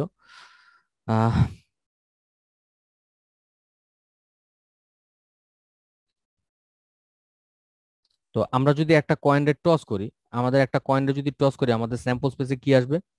দুইটা কয়েনরে যেহেতু টস করছি, কি কি আসতে পারে? দুইটাই হেড আসতে পারে, হেড টেইল আসতে পারে, টেইল হেড আসতে পারে, টেইল টেইল আসতে পারে। আচ্ছা, তো সেখান থেকে আমরা আমাদের বলে দিচ্ছে যে তোমার এ হচ্ছে তোমার দুইটাতে হেড আসার ইভেন্ট, তাহলে সেটা হচ্ছে এইচ। আর বি হচ্ছে তোমার সেকেন্ডটাতে হেড আসার যে ঘটনাটা, সেটা হচ্ছে তোমার বি। তাহলে এটা সেকেন্ডটাতে হেড আসছে কোনটা কোনটা? এইচ এ আসছে আর টি এইচ এ আসছে। আচ্ছা, তাহলে আমাদের এখানে সাথে আমরা প্রবাবিলিটি যদি লেখা ফেলি, প্রবাবিলিটি অফ এ সমান সমান কত? এটা হচ্ছে তোমার 1/4। প্রবাবিলিটি অফ বি, এটা সমান সমান হচ্ছে তোমার 1/2। আচ্ছা, এ ইন্টারসেক্ট বি যেটা, এ ইন্টারসেক্ট বি যদি আমরা বের করি, এখানে আছে শুধুমাত্র তোমার এইচ। তাহলে এটা আস্তে আস্তে তোমার কত? Probability of A intersect B যদি বসায় দেই, এটা সমান সমান আস্তে আস্তে তাহলে 1/4। আচ্ছা, তাহলে এখন আমাদেরকে বের করতে বলছে probability of A union B. তাহলে এখন আমরা যেটা করব, জাস্ট এই ফর্মুলার মধ্যে সবগুলা মান বসে দেব। Probability of A plus probability of B minus probability of A intersect B, এই সবগুলা মান বসাই দিলে আমরা আমাদের এই ইউনিয়নের প্রবাবিলিটিটা পেয়ে যাব। পারা যাবে না ইনশাল্লাহ? ইনশাআল্লাহ। Very good. আচ্ছা, এটা গেল। তো নেক্সট আমরা যেটা দেখবো, আমি আরেকটা ম্যাথ তোমাদেরকে ট্রাই করতে বলছিলাম, সেটা ছিল যে তোমার একটা ওই যে একটা নার্কোটিকের একটা ম্যাথটা কিরকম ছিল? যে একজন লোক সে ড্রাগ পাচার করতে চায়। তো ড্রাগটা পাচার করার সময় সে কি করছে? সে করছে কি তোমার 6টা নার্কোটিক ট্যাবলেট, মনে করো ইয়াবা, 6টা ইয়াবা, সে করছে কি তোমার 9টা ভিটামিন ট্যাবলেটের সাথে একটা শিশির মধ্যে পড়ছে। তাহলে আমার এখানে টোটাল ট্যাবলেট হলো 15টা। তো কাস্টমসের লোকজন করে কি, এয়ারপোর্টে তারা 3টা ট্যাবলেট নেয়, নিয়ে চেক করে দেখে যে এটার মধ্যে এটা কি নার্কোটিক না নর্মাল। যদি নার্কোটিক হয় তাহলে তারা বাইন্ধা অ্যারেস্ট করবে, আর যদি নার্কোটিক না হয়, নর্মাল হয়, তাহলে তারা ছেড়ে দিবে। তো আমাদেরকে বের করতে বলছে যে ট্রাভেলার যে অ্যারেস্ট হবে তার প্রবাবিলিটি আমাদের বের করতে বলছে। আচ্ছা, তাহলে এখন দেখো 15টা ট্যাবলেট থেকে যখন নাকি 3টা ট্যাবলেট পিক করতেছে, এখানে কি কি ঘটনা ঘটতে পারে? যে তোমার 3টাই ড্রাগের ট্যাবলেট আসতে পারে, 2টা ড্রাগ একটা ভিটামিন আসতে পারে, একটা ড্রাগ 2টা ভিটামিন আসতে পারে, অথবা 3টাই ভিটামিন আসতে পারে। তো এখন আমার এই ভদ্রলোক অ্যারেস্ট হবে কখন? যদি এই 3টার একটাও হয়, তাইলেই কিন্তু আমার এই লোকটারে বাইন্ধা পুলিশে রেখে দিবে। কিন্তু যদি এটা হয়, তাহলে কিন্তু পুলিশ তারে কিছু করবে না। তো আমরা যেটা করতে পারি, আমরা এই প্রবাবিলিটি অফ এই সেকেন্ড যেটা আমরা ধরলাম যে এগুলো হচ্ছে তোমার ইভেন্ট এ, আর এই লাস্টেরটা আমি ধরলাম এটা হচ্ছে তোমার ইভেন্ট বি। তাহলে আমরা যেটা করতে পারি, আমরা প্রবাবিলিটি অফ বিটা যদি বাইর করে ফেলাই তাহলে তো কাজ হয়ে যায়। তাহলে প্রবাবিলিটি অফ বি সমান সমান কত হবে? তার মানে কি, যদি এটা হয় তাহলে সে অ্যারেস্ট হবে না। তা আমরা এখন এটা বাইর করব, এটা বাইর করে আমরা ওটারে যদি 1 থেকে বিয়োগ করি তাহলে তো আমাদের কাজ হয়ে যায়। তো আমরা এটা কেমনে বাইর করতে পারি? দেখো, 3টা ট্যাবলেটই ভিটামিন আসে, 3টা ট্যাবলেটই ভিটামিন আসবে যখন, তখন সেটা কি হবে? Number of B divided by number of S. আচ্ছা, তো নাম্বার অফ এস এরটা আগে দেখো, নাম্বার অফ এস এর মধ্যে কি থাকবে? যে আমরা এই 15টা ট্যাবলেট থেকে 3টা ট্যাবলেট কত ভাবে নেওয়া যায়? কত হবে বলো, একটু আগে বলছো 15C3 স্যার। 15C3, নিচে হচ্ছে 15C3, আর উপরে কয়টা হবে বলো তো? আমার এখানে ভিটামিন ট্যাবলেট ছিল 9টা, তাহলে কয়টা হবে? 9C3 9C3, very good 9C3 very good, 9C3। তাহলে এখন যেটা আসলো এটা হলো তোমার তারে ধরবে না তার প্রবাবিলিটি, আর তাহলে তারে ধরবে তার প্রবাবিলিটি কত হবে? প্রবাবিলিটি অফ এটা তাহলে কত হবে? এটা সমান সমান হবে তাহলে 1 মাইনাস প্রবাবিলিটি অফ বি। এটা যদি করি তাহলে আমরা সে যে অ্যারেস্ট হবে না তার প্রবাবিলিটিটা পেয়ে যাব। পারা যাবে? আমরা এটা ক্লাসে সলভ করছিলাম, হোমওয়ার্ক ছিল, পরে ক্লাসে সলভ করছিলাম। Sir very good. আচ্ছা, এরপরে ছিল আমাদের ইন্ডিপেন্ডেন্স অফ টু ইভেন্টস। দুইটা ইভেন্ট ইন্ডিপেন্ডেন্ট কিনা এটা আমরা চেক করছিলাম। আচ্ছা, তো এখানে আমি ক্লাসে এক্সাম্পল দিছিলাম যে দুইটা শহরের ওয়েদারের কথা বলছিলাম, যে দুইটা শহর একটা থেকে 16,000 কিলোমিটার দূরে, কাজে একটার ওয়েদার আরেকটার উপরে ডিপেন্ড করবে কিনা। তো আমরা এটাকে বলছিলাম যে না, আমরা এটা একটার উপর ডিপেন্ড করবে না। কেন বলছিলাম? যে দুইটার মধ্যে কোনো রিলেশন নেই, দুই জায়গা, দুইটা লোকেশন দুই রকম, দুই গোলার্ধে, দুইটার মধ্যে কোনো রিলেশন নাই। তো স্ট্যাটিস্টিক্যালি প্রবাবিলিটির ভাষায় যখন নাকি আমরা বলবো যে দুইটা ইভেন্ট ইন্ডিপেন্ডেন্ট কিনা, তখন আমরা কি করছি? আমরা বলতেছি যে দুইটা ইভেন্ট এ আর বি এরা ইন্ডিপেন্ডেন্ট হবে, এ আর বি ইন্ডিপেন্ডেন্ট হবে যদি এই দুইটার ইন্টারসেকশনের প্রবাবিলিটিটা দুইটার আলাদা আলাদা গুণফলের সমান হয়, প্রবাবিলিটির গুণফলের সমান হয়। শুধুমাত্র তাইলে আমরা বলবো যে এ আর বি দুইটা ইভেন্ট ইন্ডিপেন্ডেন্ট। আচ্ছা, তো এখানে আবার একটা লেমা আছে। লেমাটা কিরকম? আমরা বলতেছি যদি মাল্টিপল ইভেন্ট থাকে তাহলে কি হবে? সবগুলার ইন্ডিভিজুয়াল প্রবাবিলিটির গুণফলটা যদি তোমার এটা সবার ইন্টারসেকশনের প্রবাবিলিটি সমান হয় তাহলে বলবো যে আমার এই প্রত্যেকটা ইভেন্ট একটা থেকে ইন্ডিপেন্ডেন্ট। আর লাস্টেরটা হচ্ছে কমপ্লিমেন্টারি ইভেন্টের জন্য, যে এ ইন্টারসেক্ট বি, এটার কমপ্লিমেন্টারি যদি নেই তাহলে এটা কখন ইন্ডিপেন্ডেন্ট হবে সেটা। আচ্ছা, তোমাদের ক্লাসে একটা ম্যাথ করছিলাম, একটা সাবমেরিনের ম্যাথটা কিরকম ছিল? আমরা বলছিলাম যে একটা নিউক্লিয়ার সাবমেরিনে দুইটা রিয়েক্টর আছে। আমরা বলছিলাম যে একটা স্পেসিফিক রিয়েক্টরের দরকারের সময় পাওয়া যাবে, তার প্রবাবিলিটি হচ্ছে 0.9। তো আমাদেরকে বলা হয়েছে যে দুইটা রিয়েক্টর ইন্ডিপেন্ডেন্টলি কাজ করে, একটা আরেকটার উপর ডিপেন্ড করে না, সম্পূর্ণ ইন্ডিপেন্ডেন্টলি রিয়েক্টর গুলা কাজ করে। তো আমাদের বলছে বের করতে যে দরকারের সময় যে কোনো একটা রিয়েক্টরে পাওয়া যাবে তার প্রবাবিলিটি আমাদেরকে বের করতে বলছে। তো এটা করার জন্য আমরা কি করছিলাম? আমরা ফার্স্টে ধরে নিছিলাম let the first reactor will be available when needed is denoted by event A and the second one is denoted by event B. আচ্ছা, তো এখন আমাদের দেওয়া আছে যে অলরেডি বলা আছে যে দুইটা একটার উপরে ডিপেন্ড করে না, দুইটা ইন্ডিপেন্ডেন্ট। তো যেহেতু দুইটা ইন্ডিপেন্ডেন্ট, তো আমাদের বের করতে বলছে কি দরকারের সময় অন্তত একটা রিয়েক্টর পাওয়া যাবে তার প্রবাবিলিটি বের করতে বলছে। তো দরকারের সময় অন্তত একটা রিয়েক্টর পাওয়া যাবে তার প্রবাবিলিটি কি? তার মানে কি এ অথবা বি যে কোনো একটা পাওয়া যাবে তার প্রবাবিলিটি বের করতে বলছে। তাহলে কি হবে? Probability of A union B, এটা আমাদেরকে বের করতে বলছে। আমাদের বের করতে বলছে probability of A union B. তো এটা সমান সমান আমরা অলরেডি জানি যে এটা হচ্ছে তোমার probability of A plus probability of B minus probability of A intersect B। আচ্ছা, তো এখন জাস্ট মানগুলা বসায় দাও। এখানে আমরা অলরেডি দেখাইছি যে তোমার দুইটার মানই হচ্ছে সমান, দুইটার মানই হচ্ছে 0.9, তাহলে 0.9 প্লাস 0.9 মাইনাস 0.9 ইন্টু 0.9। তো এটা করলে আমার যদি মনে পড়ে আনসার আসে 0.99। আচ্ছা, তার মানে কি যে দরকারের সময় অন্তত একটা রিয়েক্টরে আমরা অ্যাভেলেবল পাবো, তার প্রবাবিলিটি হচ্ছে 0.99। তাহলে দরকারের সময় একটাও পাবো না, তার প্রবাবিলিটি কত? 1 minus 0.9 1 minus 0.99। Very good very good. তাহলে এটা কি হবে? এটাকে যদি আমরা ম্যাথমেটিক্যালি দেখাই, এটা নোটেশনটা হবে এ ইউনিয়ন বি, উপরে একটা প্রাইম থাকবে, সরি, একটা প্রাইম থাকবে, এটা সমান সমান হচ্ছে তোমার 1 minus probability of A union B. তাহলে এই মানটা আস্তে আস্তে হচ্ছে তোমার 0.01। আচ্ছা, এটা গেল আমার ইন্ডিপেন্ডেন্স অফ প্রবাবিলিটি, এটা আমি আর ফার্দার যাব না। এরপর তোমাদের ক্লাসে কিছু ম্যাথ করাইছিলাম। এরপরে তোমাদেরকে মার্জিনাল আর জয়েন্ট প্রবাবিলিটির বেসিক কনসেপ্টটা দিছিলাম। আচ্ছা, এই ম্যাথটা আমরা করব না, জাস্ট মুখে মুখে একটু বলি। এখানে দেখো, মনে করো টেক্সটাইল ইউনিভার্সিটি দুইটা ভেরিয়েবল ইনফরমেশন এখানে দেওয়া আছে। ইনফরমেশন গুলো কি, যে আমাদের টোটাল 324 জন স্টুডেন্ট নেওয়া হয়েছে। নেওয়ার পরে এই 324 জন স্টুডেন্টের জন্য দুইটা ইনফরমেশন দেওয়া আছে, যে এরা কে কোন ফ্যাকাল্টির এবং এদের জেন্ডারটা কি। আচ্ছা, তো এখানে কি কি দেওয়া আছে দেখো। ফার্স্টে বলা আছে ফ্যাকাল্টি দেওয়া আছে দুইটা, টেক্সটাইল ইঞ্জিনিয়ারিং ফ্যাকাল্টি টিই আর হচ্ছে তোমার textile chemical engineering faculty. Male দেওয়া আছে যে তোমার এই ডিপার্টমেন্টের মধ্যে মেল আছে 174, ফিমেল আছে 36 জন, এবং এই ডিপার্টমেন্টের টোটাল আছে 210 জন। আর এদিক দিয়ে চিন্তা করলে মেল টোটাল আছে 263 জন, ফিমেল টোটাল আছে 61 জন। টেক্সটাইল কেমিক্যাল ইঞ্জিনিয়ারিং এর জন্য সেম কথা, ছেলে আছে 89, মেয়ে আছে 25, টোটাল হচ্ছে 114। তো আমাদেরকে বের করতে বলছে যে আমরা এই 324 জন স্টুডেন্ট থেকে একটা স্টুডেন্টে যদি র্যান্ডমলি পিক করি, তাহলে সে টেক্সটাইল ইঞ্জিনিয়ারিং থেকে আসবে, তার প্রবাবিলিটি আমাদের বের করতে বলছে। কত বাবারা, এটা কত হবে? একজন স্টুডেন্ট র্যান্ডমলি পিক করলে সে টেক্সটাইল ইঞ্জিনিয়ারিং ফ্যাকাল্টি থেকে আসছে, তার প্রবাবিলিটি আমাদেরকে বের করতে বলছে। কত হবে মানটা বলো তো?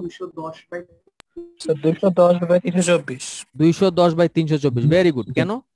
কারণ আমরা এখানে কি করতেছি, টেক্সটাইল ইঞ্জিনিয়ারিং এর টোটাল কত আছে আমরা তাদের মার্জিনাল টোটালটা বাইর করতেছি, কইরা সেটারে আমরা এই 324 দিয়ে ভাগ করতেছি।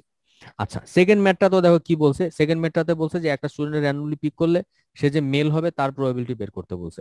এটা তাহলে কত হবে বলো? একদম আগের মতো 263 ডিভাইডেড বাই 324। কেন? আমরা এখানে মেলের মার্জিনাল টোটাল, যেটা দুইটা যোগ করে marginal total, male marginal total কত সেটা বাইর করতেছি, কোয়াড্রেটিক টোটাল দিয়ে ভাগ করতেছি। তো এখানে যেহেতু আমরা দুইটা একটা ভেরিয়েবলের মার্জিনাল টোটালটা বাইর করে আমরা প্রবাবিলিটি বের করতেছি, সেজন্য আমরা বলতেছি এটা হচ্ছে তোমার মার্জিনাল প্রবাবিলিটির প্রবলেম। আর 3 নম্বর প্রবলেমটাতে কি বলছে, বলা হয়েছে যে একটা স্টুডেন্টের যদি র্যান্ডমলি আমরা চুজ পিক করি, এবং যদি পিক করে দেখি যে সে তোমার হচ্ছে তোমার ফিমেল এবং টেক্সটাইল কেমিক্যাল ইঞ্জিনিয়ারিং ফ্যাকাল্টি থেকে আসছে, তার প্রবাবিলিটি আমাদেরকে বের করতে বলছে। তাহলে এটা কত হবে বলো তো? 25/324। একটা স্টুডেন্ট ফিমেল এবং টেক্সটাইল কেমিক্যাল ইঞ্জিনিয়ারিং, তার মানে কি 25/324। তাহলে এখন দেখো, আমরা যখন নাকি এই সেলের মানটা নিতেছি, এখানে কি আমরা জয়েন্টলি দুইটা ভেরিয়েবল ইনফরমেশন পাইতেছি না, যে সে কোন ফ্যাকাল্টি থেকে আসছে এবং তার জেন্ডার কি, দুইটা ভেরিয়েবল ইনফরমেশন একসাথে পাইতেছি জয়েন্টলি। যে কারণে আমরা বলি যে এই 3 নাম্বার যে প্রবলেমটা, এটা হচ্ছে তোমার জয়েন্ট প্রবাবিলিটির ম্যাথের প্রবলেম। আচ্ছা, নেক্সট আমরা যে টপিকগুলো দেখবো, নেক্সট আমার টপিকটা হচ্ছে তোমার কন্ডিশনাল প্রবাবিলিটি। কন্ডিশনাল প্রবাবিলিটি জিনিসটা আসে যখন নাকি আমার দুইটা ইভেন্ট একটা একটার সাথে কন্ডিশনাল থাকে। যেমন ডেঙ্গু জ্বর।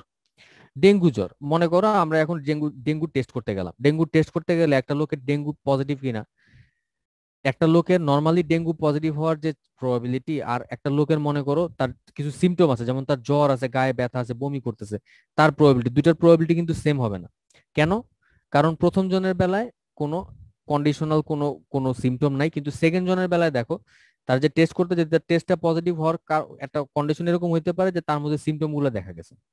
সিমিলারলি যখন নাকি কোনো আবহাওয়াবিদ যখন নাকি তোমার ওয়েদার ফোরকাস্ট করে, তো এই ওয়েদার ফোরকাস্টটা যখন করে, সেখানে কিন্তু তোমার আজকে বৃষ্টি হবে কিনা তার যে প্রবাবিলিটি, এটা অনেকগুলো জিনিসের উপর ডিপেন্ড করে, অনেকগুলো জিনিসের সাথে রিলেটেড। কিরকম? যে এই মুহূর্তে কোনো মেঘ আছে কিনা আমার এরিয়াতে আশেপাশে, বা কোনো ঠান্ডা বাতাস আসতেছে কিনা, আশেপাশের এলাকাগুলোতে বৃষ্টি হইতেছে কিনা, এরকম অনেকগুলো জিনিসের সাথে রিলেটেড, যে আমাদের আজকে আমাদের এরিয়াতে আমাদের নেইবারহুডে বৃষ্টি হওয়ার প্রবাবিলিটি কিরকম। তো এই টাইপের ইভেন্ট গুলাকে আমরা বলি কন্ডিশনাল ইভেন্ট, যে একটা ইভেন্ট হওয়ার জন্য সে আরেকটা ইভেন্টের কন্ডিশনের উপরে ডিপেন্ড করে, বা আরেকটা ইভেন্টের সাথে সে রিলেটেড থাকে। তো কন্ডিশনাল প্রবাবিলিটি বের করার জন্য আমাদের ফর্মুলাটা কি দেখো, আমরা কন্ডিশনাল ইভেন্ট কিভাবে বলতেছি, যে মনে করো একটা ইভেন্টের প্রবাবিলিটি আমরা বের করতে, যেটা হচ্ছে তোমার এই ইভেন্টের প্রবাবিলিটি আমি বের করতে চাই যেখানে সে বি এর উপরে ডিপেন্ড করতেছে, বি এর উপরে সে কন্ডিশনাল, যে এ হওয়ার আগে বি হয়ে আসতে হবে। এরকম যদি একটা শর্ত আমরা লাগাই দিই, একটা কন্ডিশন লাগাই দিই যে এ বি এর সাথে রিলেটেড, তখন আমরা বলি যে এই প্রবাবিলিটিটা হবে একটা কন্ডিশনাল প্রবাবিলিটি। কার? এর কন্ডিশনাল প্রবাবিলিটি গিভেন বি আগে অকার করছে, এবং সেটাকে আমরা প্রকাশ করি probability of A given B দিয়া। তো এটা সমান সমান কি হবে? Probability of A intersect B divided by probability of B. আচ্ছা, তো চাইলে আমরা উল্টাটাও করতে পারি, যদি probability of B given A বের করি তাহলে কি হবে, probability of A intersect B divided by probability of A, তখন এটা নিচে চলে যাবে। আচ্ছা খেয়াল রাখো এখানে একটা কন্ডিশন দেওয়া আছে যে আমার নিচে যেটা থাকবে এটার মান অবশ্যই নন জিরো হইতে হবে, এটা কখনো জিরো হইতে পারবে না, কারণ যদি জিরো হয় তাহলে কিন্তু আমার পুরো টার্মটাই ইয়া হয়ে যায়, আনডিফাইন্ড হয়ে যায়, তাহলে কিন্তু আমরা প্রবাবিলিটিটা বের করতে পারি না। আচ্ছা তো এখন দেখো বাবারা, আমরা এই যে ইকুয়েশনটা আছে এটারে কিন্তু চাইলে একটু সামান্য দিক সেদিক করতে পারি। আমরা এটারে এখানে রাইখা আমরা যদি এই পাঁচটারে যদি এদিকে গুণ আকারে পাঠাই দিই তাহলে কি হয়, probability of A intersect B সমান সমান হয় probability of B into probability of A given B. আচ্ছা তো চাইলে আবার ওই যে probability of A given B যেটা সেখান থেকে আমরা এরকম আরেকটা আনতে পারি। তো এটা মিলায় আমরা যে চেহারাটা পাই এই জিনিসটারে বলা হয় রুলস অফ মাল্টিপ্লিকেশন। এই জিনিসটা আমাদের পরের থিওরিটার সময় কাজে লাগবে। আচ্ছা তো এখন দেখো আমাদের এই রুলস অফ মাল্টিপ্লিকেশন গেল, কন্ডিশনাল প্রবাবিলিটি গেল, আমরা ক্লাসে একটা ম্যাথ করছিলাম। ম্যাথটা কেমন ছিল, যে মনে করো একজন married man games of throne দেখে তার প্রবাবিলিটি আমি জানি, একজন ম্যারিড ওমেন দেখে তার প্রবাবিলিটি আমি জানি, একটা ম্যারিড কাপল দেখে যে দুজনই দেখে জামাই বউ সেটার প্রবাবিলিটি আমি জানি। তো এখন আমাদের প্রবাবিলিটি বের করতে বলছে যে একজন ওয়াইফ গেম অফ থ্রোনস দেখে, এটার প্রবাবিলিটি বের করতে বলছে। দেখো আমাদের কি বলছে, find the probability that a wife watches games of throne, এটার প্রবাবিলিটি আমাদের বের করতে বলছে। গিভেন হলো যে তার হাজবেন্ডও দেখে, তার মানে কি গিভেন তার হাজবেন্ড দেখে মানে কি এই ডান দিকের যেটা এটা এখানে হলো তোমার কন্ডিশন, এটা বলাই আছে। আচ্ছা তো বাবার একটু খেয়াল রাখো, কন্ডিশনাল প্রবাবিলিটি ম্যাথের প্রবলেমটা হলো যে এখানে ভাষার মারপেসটা বেশি, এটাই যা একটু ভোগায় আমাদের। তো এই ম্যাথটাতে আমাদের কি দেওয়া আছে, মনে করো আমি এখানে ধরে নিলাম হাজবেন্ডের ইভেন্টটাকে আমি ধরলাম এ, ওয়াইফের ইভেন্টটাকে আমি ধরলাম বি, তাহলে দুইজনই দেখে সেটার ইভেন্টটা কি হবে, এ ইন্টারসেক্ট বি। আচ্ছা তো আমাদের দেওয়া আছে কি, প্রবাবিলিটি অফ এ আমাদের দেওয়া আছে, এই প্রবাবিলিটি অফ এ সমান সমান হচ্ছে 0.4, প্রবাবিলিটি অফ বি সমান সমান হচ্ছে আমার 0.3, probability of A intersect B এটা সমান সমান হচ্ছে আমার 0.2। তা আমাদের বের করতে বলছে কি, আমাদের বের করতে বলছে একজন ওয়াইফ গেমস অফ থ্রোন দেখে তার প্রবাবিলিটি বের করতে বলছে, গিভেন কন্ডিশনটা হলো যে তার হাজবেন্ডও দেখে, তার মানে কি প্রবাবিলিটি অফ বি গিভেন এ এটা আমাদের বের করতে বলছে। তাহলে এটা সমান সমান কি হবে, probability of A intersect B divided by probability of A, মানগুলা বসাই দিবা, বসাইলে আমরা পেয়ে যাব। আচ্ছা সেকেন্ড প্রবলেমটাতে কি বলছে, সেকেন্ড প্রবলেমটাতে বের করতে বলছে the probability that at least one person of A married couple will watch the show, তার মানে একটা ম্যারিড কাপলে অন্তত একজন দেখে, এ অথবা বি যে কোনো একজন দেখে, তার প্রবাবিলিটি বের করতে বলছে। তাহলে এখানে কি হবে বলো, একটা ম্যারিড কাপলের যে কোনো একজন দেখে, তার মানে কি এ অথবা বি যে কোনো একজন দেখে তার প্রবাবিলিটি বের করতে বলছে, তাহলে কি হবে, probability of union B. Very good, A union B, very good. এরপর তোমরা ফর্মুলা বসাই দিবা, প্রবাবিলিটি অফ এ প্লাস যা যা আছে ফর্মুলা বসাই দিবা, সবগুলা মান দেওয়া আছে, শেষ, সমস্যা নাই। আচ্ছা তো এই কন্ডিশনাল প্রবাবিলিটির যে সংজ্ঞাটা, তারপর রুলস অফ মাল্টিপ্লিকেশনের যে ব্যাপারটা, এইটারই ইউজ করে আমরা এরপরে আরেকটা নতুন ফর্মুলা দ্বারা করে যেটাকে আমরা বলছিলাম বেস থিওরি। তো বেস থিওরি ডিটেলস ব্যাখ্যা বা এটা কেমনে আসে এটা এখন আমি তোমাদের এখন আর সেকেন্ড টাইম দেখাবো না, এটা আমাদের পরীক্ষাতেও কখনো আসে না, এরকম থিওরি আমরা দিই না, এটা নিয়ে অনর্থক টানাটানি আমি করবো না, আমি বেটার সরাসরি থিওরিটাতে চলে যাই। আমাদের থিওরিটা কি ছিল, যে মনে করো আমাদের কাছে যদি একটা ইভেন্ট থাকে এরকম যে A1 A2 A কে এরা সবাই একই টাইপের ইভেন্ট, এবং এটার সাথে আমি আরেকটা ইভেন্ট দিয়ে দিচ্ছি বি যেটা নাকি আমার সেম স্যাম্পল স্পেস থেকে আসছে, সেই ক্ষেত্রে আমরা বলি যে probability of A i given B এটা সমান সমান হবে probability of A i into probability of B given A i, আর নিচে হচ্ছে তোমার সামেশন টোটাল যেগুলো আসতে পারে সেটা। আচ্ছা তো এই ফর্মুলাটা বোঝানোর জন্য আমি তোমাদেরকে ওই এক্সাম্পলটা আমি আবার দেখাই। মিস্টার শাহরুজ তুমি কিছু বলবা? আচ্ছা ভেরি গুড। আচ্ছা তাহলে আমি এই এক্সাম্পলটা আমি তোমাদের কেন দরকার আমি সেটা আমি দেখাই, তাহলে আমার মনে ম্যাথটা সহজে করা যাবে। এটা হলো গিয়া, মনে করো একটা গার্মেন্টস এর লেআউট চিন্তা করো, এই গার্মেন্টস এ মনে করো অনেকগুলো মেশিন আছে, প্রত্যেকটা মেশিন থেকে কি করতেছে, অপারেটররা কাপড় সেলাই করতেছে, কইরা তাদের পাশের যে টেবিলে রাখতেছে, একজন করতেছে কি এই সবগুলা টেবিলের কাপড় একসাথে কইরা তাদের ওই এই সাপ্লাই লাইনের মধ্যে ফালাই দিতেছে। তাহলে এখন দেখো মনে করো আমি প্রত্যেকটা একটা নাম দিলাম, যে তোমার এর নাম হচ্ছে এ, এটা হলো বি, এটা হলো এইচ। তাহলে এখন দেখো কে কতটুকু কাপড় বানাইতেছে, অথবা একটা কাপড় কার কাছ থেকে আছে তার প্রবাবিলিটি কিন্তু আমি বের করতে পারবো, কারণ আমি টোটাল কাপড় কয়টা আছে আমি জানি। আচ্ছা সিমিলারলি এই যে একটা কাপড় সেলাই করতেছে প্রত্যেকে, এদের পাশের ড্রয়ারটা, এদের পাশের টেবিলটা যদি একটা ডিফেক্টেড কাপড় আমি পাই, আমি বলতে পারবো যেটা কই থেকে আসছে। আমি যদি এই ড্রয়ারটাতে পাই আমি বলবো যে হ্যাঁ এটা এর কাছ থেকে আসছে, এখান থেকে আসলে আমি বলবো বি এর কাছ থেকে আসছে, এখান থেকে আসলে বলবো এইচ এর কাছ থেকে আসছে, এরকম প্রত্যেকটা আমি বলতে পারবো। কিন্তু আমি যদি, এবং যেই কারণে এটার প্রবাবিলিটিটা আমি বের করতে পারবো। মনে করো আমি ডিফেক্টের ডিফাইন করলাম ডি দিয়ে, তাহলে আমি এটার প্রবাবিলিটিও জানি যে এটা হচ্ছে তোমার probability of D given a, যে এখানে থেকে আসছে এবং এটা ডিফেক্টেড। তার মানে কি আগে এ প্রডিউস করছে এবং ডিফেক্টেড পাওয়া গেছে, এটার প্রবাবিলিটি আমি জানি। এটার বেলায় জানি যে probability of D given B, probability of D given H, এটা আমি জানি। এখানে ডিফেক্টেড পেলে তার প্রবাবিলিটি কত আমি জানি। ফার্স্টে হচ্ছে তোমার শেপ বানাইছে, সেটা হচ্ছে তোমার কন্ডিশন, আর আগে হচ্ছে তোমার ডিফেক্টেড। কথা হলো আমি যদি এখানে একটারে পাই যে ডিফেক্টেড, তাহলে এটা এ থেকে আসছে না বি থেকে আসছে, এটাকে আমি বলতে পারবো আগের মতো? এবার কিন্তু আমি সরাসরি বলতে পারবো না। অর্থাৎ এখন আমি যদি একটা ডিফেক্টেড পাই, তার মানে কি এখন কন্ডিশন হচ্ছে ডিফেক্টেড, এখন আমার বের করতে বললো যেটা এ থেকে আসছে কিনা তার প্রবাবিলিটি বের করো, বি থেকে আসছে কিনা বের করো। তো তখন কি হবে, এ গিভেন ডি, কারণ আমি আগে ডিফেক্টেড পাইছি, এখন আমি বের করতে চাই এটা কই থেকে আসছে।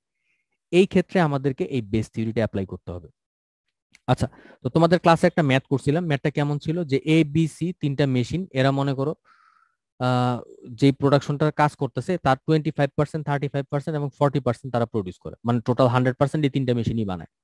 তো আমরা জানি যে তোমার এরা যে প্রোডাকশন গুলা করে এর মধ্যে এ থেকে 5% ফল্ট থাকে, বি এর থেকে 4% থাকে, সি এর থেকে 2% থাকে।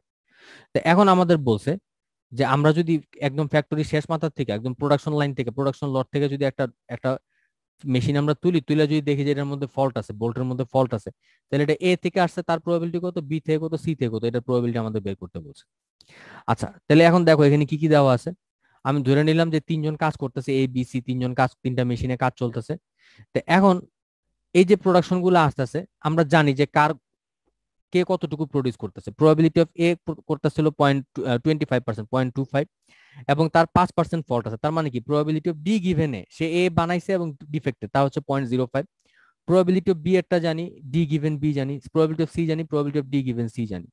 তো এখন আমাদের বের করতে বলছে কি, probability of A given D, এটা আমাদের বের করতে বলছে, অথবা probability of B given D বের করতে বলছে। তাহলে probability of A given D এর ফর্মুলাটা কি হবে, বেস থিওরিতে যদি আমি বসাই, probability of A given D, এটার ফর্মুলাটা তাহলে কি হবে, উপরে হবে তোমার প্রবাবিলিটি অফ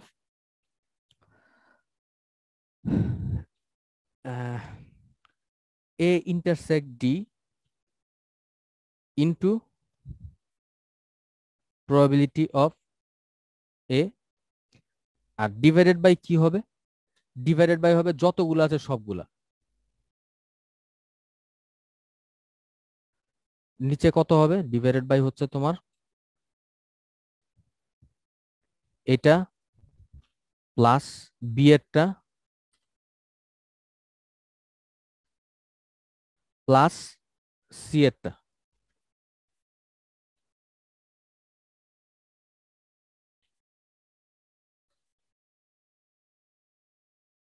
সিমিলারলি যদি আমাদেরকে বি এরটা বের করতে বলে তাহলে কি হবে, একই জিনিস, তখন উপরে হয়ে যাবে বি,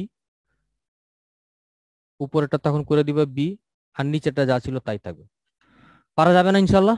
মনে পড়তেছে একটু একটু, লেডিজ এন্ড জেন্টলম্যান, একটু একটু মনে পড়তেছে বেস থিওরি আমরা করছিলাম যে ক্লাসে? জি স্যার। আচ্ছা, তো যদি মনে থাকে তাহলে আমি এখন আর এই ম্যাথটা ডিটেলস করলাম না, জাস্ট মানগুলো বসাইলে পাওয়া যাবে, আর আমাদের স্লাইডের মধ্যে তো সব দেওয়াই আছে। আচ্ছা, তাহলে আমার মনে হয় কি আমি এখন একটা ব্রেক নিই, আমরা আবার 4:15 সময় শুরু করি, কি বলো লেডিজ এন্ড জেন্টলম্যান? আমার ঘড়িতে এখন, হ্যাঁ বলো একটা কথা বলতে চাইছিলাম স্যার। বলো। স্যার, আমাদের স্যার এই তিনটা ক্লাসে কি শেষ করা যায় না স্যার? তিনটা ক্লাসে শেষ করতে চাও? স্যার তাহলে অল্প অল্প করে হলে স্যার আমাদের বুঝতেও বা পড়তেও সুবিধা হইতো। যদি আপনার আচ্ছা সমস্যা না থাকে স্যার, এটা আমার প্রস্তাব আর কি স্যার। এখন বাকিরা যদি বলে তাহলে আচ্ছা, তাহলে আজকে আমি 2 ঘন্টার ক্লাসটা সিপিইউ নেই। যেহেতু আচ্ছা, তাহলে আমি চেষ্টা করবো 2টার বেশি নিতে, আমি চেষ্টা করবো তাহলে 2টার বেশি ক্লাস নিতে চেষ্টা করবো, অসুবিধা নেই, ঠিক আছে? তাহলে তোমার আজকে 2 ঘন্টা, আগামী ক্লাসেও 2 ঘন্টা, তারপরে ক্লাসে হয়তো আরো 1 ঘন্টা যাবে, চলবে? স্যার 1.5 বলো। ঘন্টা করে যদি করা যায়। 1.5 ঘন্টা? জি আহ আচ্ছা দেখি, আপাতত একটা 5 মিনিটের ব্রেক দাও, তোমরা একটা ব্রেক নাও, আমি একটা ব্রেক নিই, তারপর দেখি কি করা যায়, জি ঠিক আছে? জি। ওকে, 5 মিনিট পরে দেখা হবে।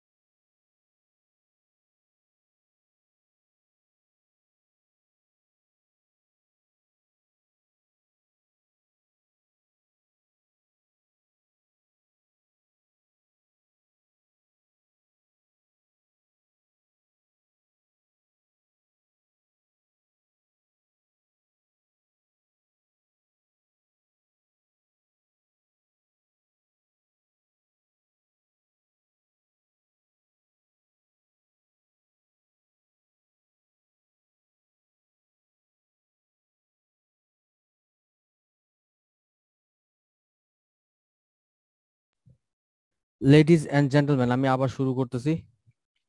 আচ্ছা, তো আমাদের যেটা ছিল তোমার ইন্ট্রোডাকশন টু প্রবাবিলিটি, বেসিক আমাদের প্রবাবিলিটি যে টার্মগুলো সেগুলো শেষ। তো এরপরে তোমাদের যে অ্যাসাইনমেন্টটা ছিল, অ্যাসাইনমেন্টটা তোমরা সবাই করে জমা দিছিলে এবং আমি সবার কমেন্ট সহ আমি রিটার্ন করছিলাম। পাইছিলাম মনে পড়ে আমি যে অ্যাসাইনমেন্টটা ফেরত দিছিলাম, যে সবারই কিন্তু ব্যাক করছিলাম এই কমেন্ট স্যার সহ। স্যার আমি কি একটা জিনিস শেয়ার করতে পারি ওটা সম্পর্কে? হ্যাঁ এটা শিওর, হ্যাঁ করো করো। স্যার যদি স্ক্রিন শেয়ার করার পারমিশনটা দিতেন স্যার, আমি জাস্ট এই যে অফ করে দিলাম, তুমি শেয়ার করো।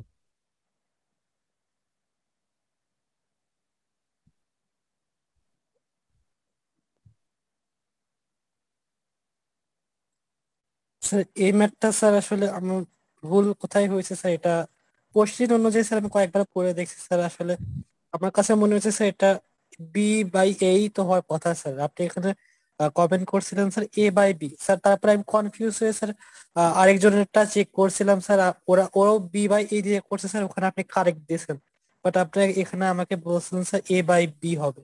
এটা একটু যদি ক্লিয়ার করে দিতেন আমি স্যার। তোমার A/B বলিনি, আমি বোধহয় তোমার একটা অল্টারনেটিভ সলিউশন দিছি, দেখো তো। স্যার এই যে নিচে আপনার কমেন্টটা আছে স্যার। আহ, তাহলে আমি এক কাজ করি, আমি একটু দেখে নিই, দেখে তারপর আমি তোমার বলি। ওকে স্যার, ঠিক আছে স্যার। আমার একটু দেখতে হবে, না দেখে আমি বলতে পারবো না, দেখে তারপর আমি তোমার বলি। আচ্ছা, থ্যাংক ইউ। ঠিক আছে। আচ্ছা কই গেল? ওকে, আমরা নেক্সট যে টপিকটা দেখবো, আচ্ছা ওই যেটা ম্যাথের কথা যেটা বলতেছিলাম, তোমাদের সবারই আমি কমেন্ট সহ ব্যাক করছি তো। আচ্ছা এখন তুমি শাহরুজ বললো, আমি ওটা আমি আবার চেক করবো যে ওটাতে আমি কি কি করছি, আমার একবার দেখতে হবে। আচ্ছা, তো নেক্সট যেটা সেটা হচ্ছে তোমার, আমাদের নেক্সট টপিকটা হচ্ছে তোমার র্যান্ডম ভেরিয়েবল। তো র্যান্ডম ভেরিয়েবলের যে টপিকটা, এটা অ্যাকচুয়ালি আমাদের এই প্রবাবিলিটির একটা এক্সটেন্ডেড চেহারা। এখানে আমরা কাজ করতেছি যে ভেরিয়েবলটা নিয়ে, সেটা ফার্স্ট টাইম তোমাদের প্রিলিমিনারি আইডিয়াটা দিই। আমরা অলরেডি দেখছি যে এক্সপেরিমেন্ট বা ট্রায়াল কি জিনিস, আউটকাম কি, স্যাম্পল স্পেস কি, ইভেন্ট কি, প্রবাবিলিটি বেসিক সংজ্ঞা যেটা, এটাও আমরা দেখছি। এগুলো আমাদের এখন আবার লাগবে, এই সেম কন্টেন্ট আমরা এখানে আবার ইউজ করব। তো এখন দেখো, আমরা এখানে তিনটা এক্সাম্পল দেখাইছি। প্রথম এক্সাম্পলটা হচ্ছে তোমার ম্যাকবুকের একটা এক্সাম্পল তোমাদের দিছিলাম, যে মনে করো ঢাকায় একটা দোকান আছে, সেখানে তারা ম্যাকবুক বিক্রি করে। তা আমরা দেখছি, আমরা ম্যাকবুকের যে লোকটা ম্যাকবুক বিক্রি করে, ওদের সাথে যদি আমরা কথা বলি, আমরা দেখবো যে সে তোমার বলতে পারবে যে একটা দোকানে কয়টা পর্যন্ত, একটা দোকানে পার্টিকুলার একটা দিনে কয়টা ল্যাপটপ বিক্রি হতে পারে। সে তার আগের 4-5 মাসের এক্সপিরিয়েন্স থেকে জানে যে কোনোদিন হয়তো একটাও বিক্রি হয় না, আবার যেদিন সবচেয়ে বেশি বিক্রি হয় সেদিন হয়তো সে 7টা পর্যন্ত বিক্রি করতে পারছে। এর বেশি সে আজ পর্যন্ত কোনোদিন সেল করতে পারে নাই।